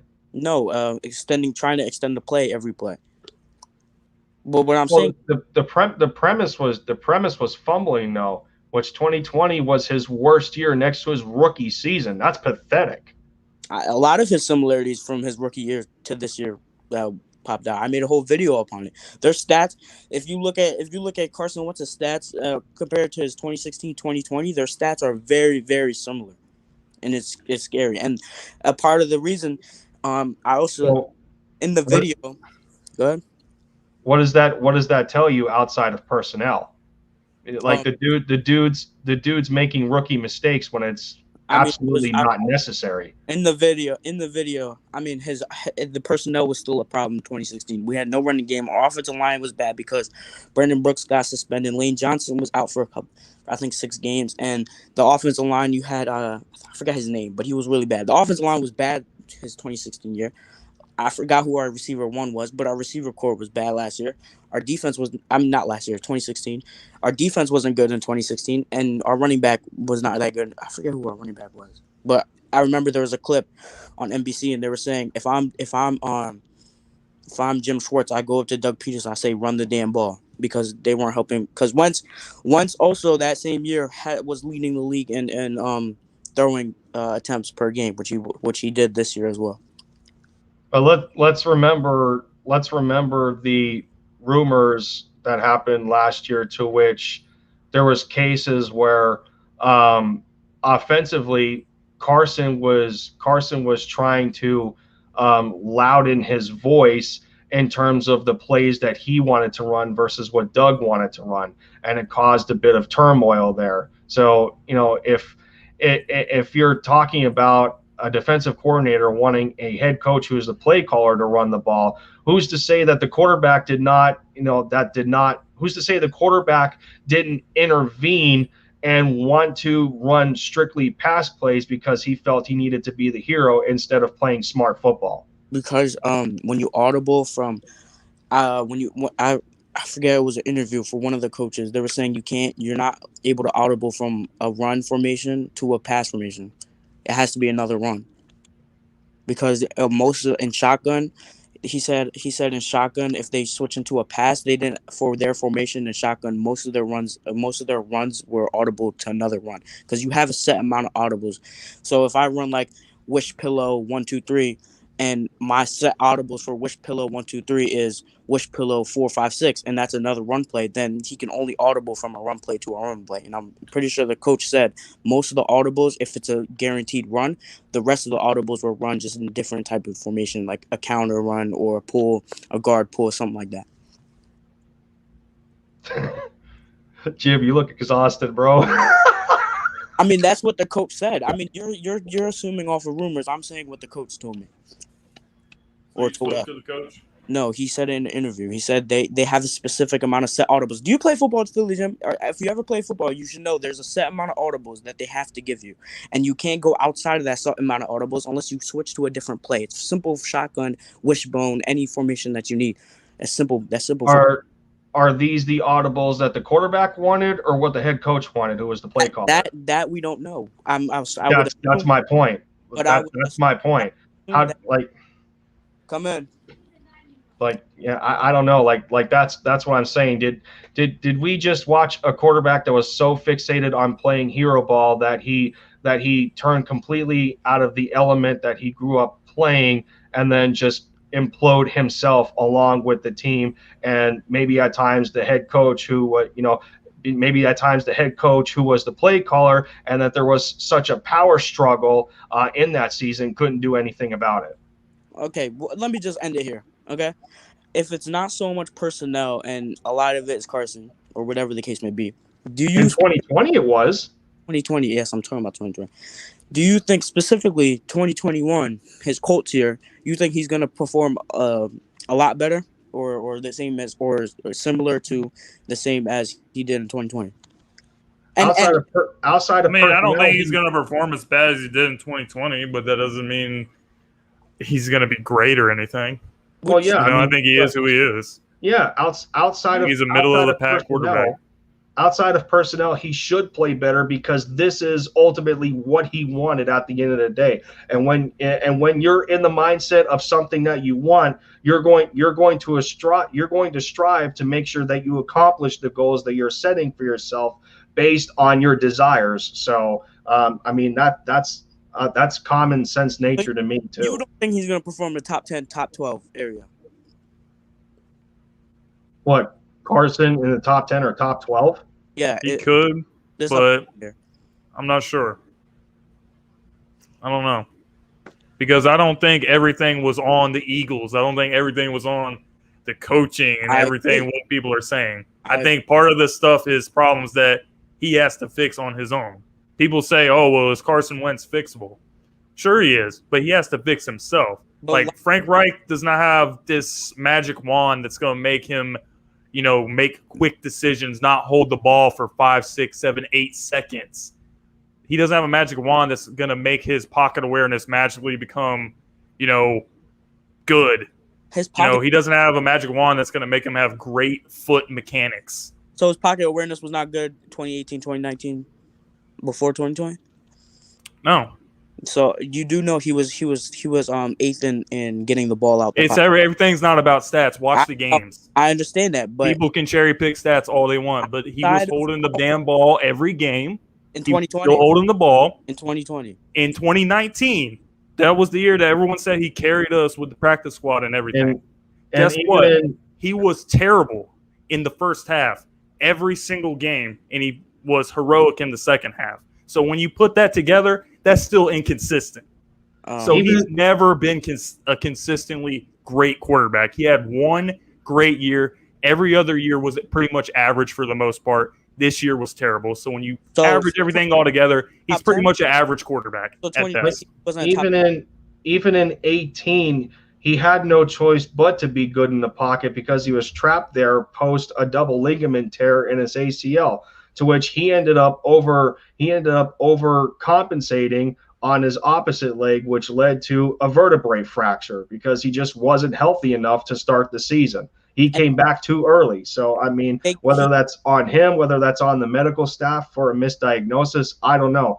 But in 18, he lost most of his mobility for the most part. So he had no choice but to play good in the pocket. 19, I don't know what the excuse was in 19 because I can't remember how many games where he was pathetic. The Lions game in particular was bad. Outside of the rookies dropping the ball, he wasn't very good in that game. He was terrible in the first half of the Washington game. So he broke the Eagles quarterback record. He threw 4,000 yards, 27 touchdowns, and 7 interceptions with Greg Ward in the later half of being his number one receiver. And before it was Greg Ward, I forgot who receiver one was. And there was a lot of games that were winnable, but you had stuff like Nelson Aguilar dropping passes in the back of the end zone against the Patriots, or against the same thing with the Falcons when he had a wide open catch and he dropped it for a touchdown. He still played terrible against the Falcons, but okay. But I mean, you're gonna have your bad games, but he did throw 4,000 yards.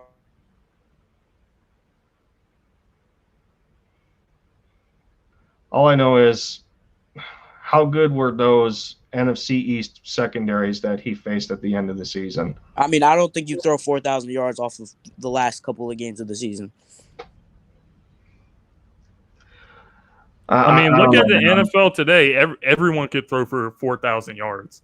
The rules have it set up for the offense to be successful. The defense can't be aggressive. Yeah, but at the same time, we were primarily a running team. If you look at the running versus passing percentage, we were a primarily running team. Is that why Miles Sanders gets 6 carries and doesn't get to touch the ball the rest of the game? It was that 2020 or was that 2019? Because in 2019 he had a lot more carries and he had to split the carries with Jordan Howard before he got hurt.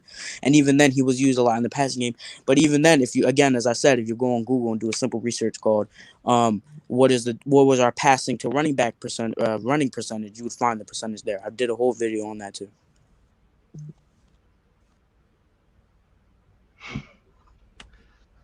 I don't know, man. I mean, like I said, at the end of the day, we'll just have to wait and see. When Carson Wentz does become the MVP of the 2021 NFL season for the Indianapolis Colts, make sure you have a live call-in, and I will be here with my number 2 Indianapolis Carson Wentz jersey, and I will bet any amount of money that he'll be a top 10 to top 10 to top 12 quarterback. And then when he does, make sure you have a call-in, and I'm going to call in, and we'll see. It's not happening. You don't revitalize your career overnight like that after what he did in 2020. It's not going to happen, especially with how tight the quarterback competition is in the NFL right now. You just talked about guys improving. Josh Allen is on the verge for a Buffalo Bills team that's in win now mode. Lamar Jackson is still improving at a young age. I mean, Patrick Mahomes, Russell Wilson still exists. Tom Brady is still playing at an all-time high level at like 43, 44 years old. No, I don't see Carson winning MVP. There's no way in hell. Those teams. I make sure you still wear your Colts jersey and gloat when Jalen Hurts still has a better year than Carson Wentz. Oh my God! All of those teams with the quarterbacks. Bro, you're an Eagles fan and you're talking about how you're wearing another team's gear. Like I don't even take you seriously. Have a better year. Yeah. Carson will have a better year, but it's not going to be MVP. I think Jalen will have a better year. I think you're smoking. I'll bet on that. Why? Okay, why do you think that? You have to have based upon something. Because I believe in him. Yeah, because that's not going to take you very far. I will take any amount of bets you want to do on that. Okay. And even trying to say a quarterback is going to be better than another is misconstrued unless you add context to it. Like, yeah, it's not always going to be a case that when you say a quarterback is better, it's going to be based on the raw numbers. Like, we could say that Jalen Hurts is going to be better than Carson this year based on efficiency on how he plays the quarterback position. He may not have more touchdowns than Carson. He may not have more yards, but if he's more efficient, then that's probably when we're going to say that Jalen played better than Carson. And that could very well be true. If Carson's having more yards, more touchdowns, and less interceptions, or whatever the case may be, how would Jalen be more efficient for completion percentage? But it doesn't. Would you rather have a high completion percentage or more touchdowns? It depends on the run to pass ratio, like you were just mentioning. That's true. So if the Eagles end up being a more run first team than the Colts, then that touchdown comparison is irrelevant. Okay, but I mean, Jalen Hurts' completion percentage, I don't think it's going to be all that high. I mean, neither is Carson's, but the highest he posted in college was about 67. Yeah, he had four round one receivers who are all going to be really good in the NFL. Probably be receiver ones for their team. And one of them from Alabama is on his team right now. But what I'm saying is that's college, collegiate NFL. I mean, collegiate quarterback stats are so inflated because almost every receiver, especially when you play for a team like Clemson or Alabama. Yeah, we're aware of this because it all depends on the conference that you play in. Yeah, yep. We're aware of that. Well, the competition's also better at where Jalen Hurts was at compared to where Wentz was at. Wentz was in North Dakota State. No, but I mean, I will bet any amount on this too. Jalen Hurts will never. Okay, do you want to make a serious bet though? Yes. Okay. I will do a live stream. I'll put 3 shots. I'll do 3 shots and I'll cash app you $30. Okay. If you're not old enough to drink, don't worry about the shots. Mm-hmm. Just cash out me the $30. You know what? What are we betting upon? Who's better? Who has a better season? Okay. You don't have to up the ante, but I'm gonna up the ante. If I can, now this is a huge if because, again, Lindy knows I have box seats to every home game. If Hurts has a better season, I will take you. If you live in Philly, you just go to the link. I'll have the ticket for you. If my uncle can get an extra ticket, you can sit in the box and watch a home game for the Eagles. Go watch your best quarterback, Jalen Hurts. Because that's how confident I am. I don't think he's going to have a better season. So you don't want to take the $30 then? No, we can do both. If I win, if you win, I'll give you 30, and if I can, I'll try to get you a box seat to a home game. If you win, just send me the 30. All right, fine. All right. It's on then. I'll remember this. I will remember this. Good. All right. Good. I hope you do remember it. 3 months. I'm going to buy me some Madden points with the $30. Good for you. All right, I'm getting off, man, because we've been on here too long. Good for you, buddy. It's all in fun and games, I guess, man. I'll make sure to sub to you, Philly Jim. Yeah, all right, man. Appreciate that. Yeah, I mean, I'll hit you up too. Infamous and I did the same thing yesterday on the evaluation of day one of minicamp, but it never, it never got hostile. It never got,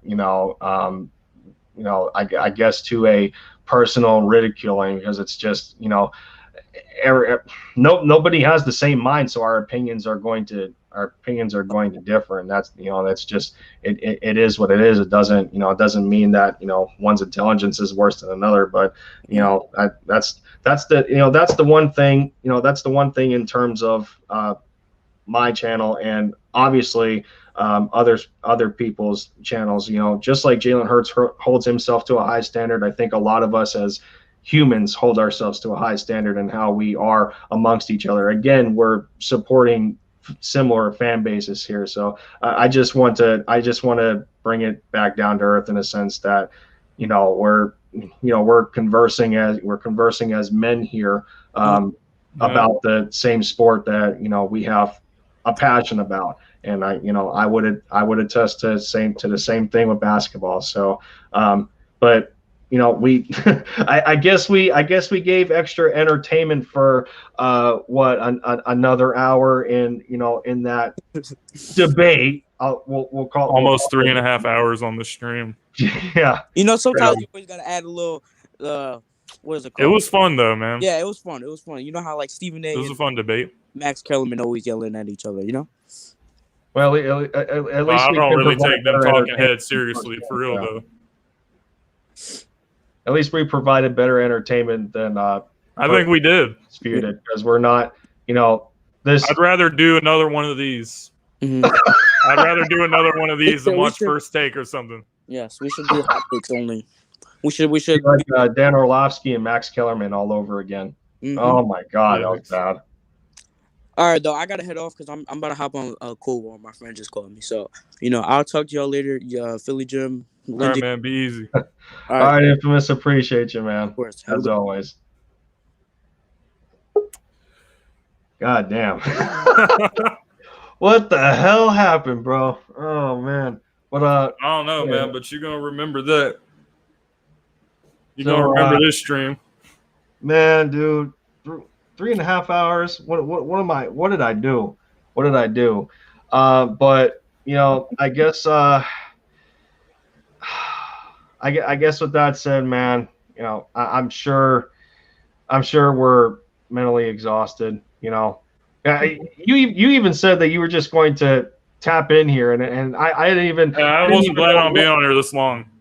I didn't even know what the timestamp was behind it, but it's almost like we created a mini collaboration at the end of the day. So, man, it was. Hey, man, I said I was gonna try to get on your channel because last time you're on my channel, so yeah. At least we worked something out.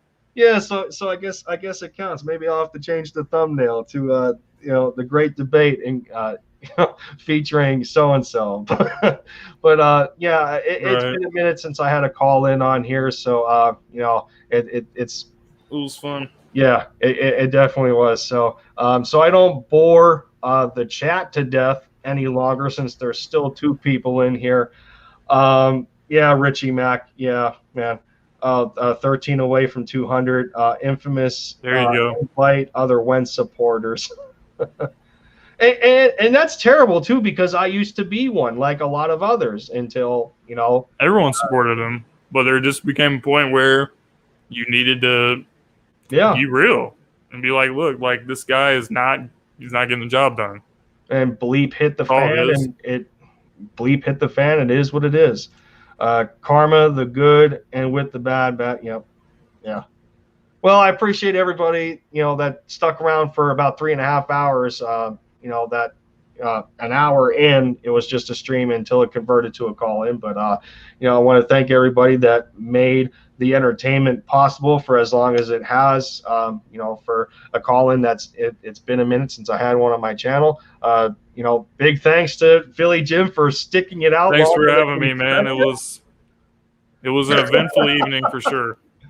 Oh my goodness. But yeah, y'all, that'll do it for a how should I describe this stream of day 2 of training camp. I can't even think of an adjective. It was that messed up. So, we'll catch you guys later. For Jim here and for we'll me, see Lindy, you guys. Fly Eagles Fly, Bleed Green. Not for Philly Jim. MFFL's Go Dallas Mavs. Yeah, I'm a Sixers fan, unfortunately. Take care of yourselves, everybody. Take care, guys. I'll see you soon.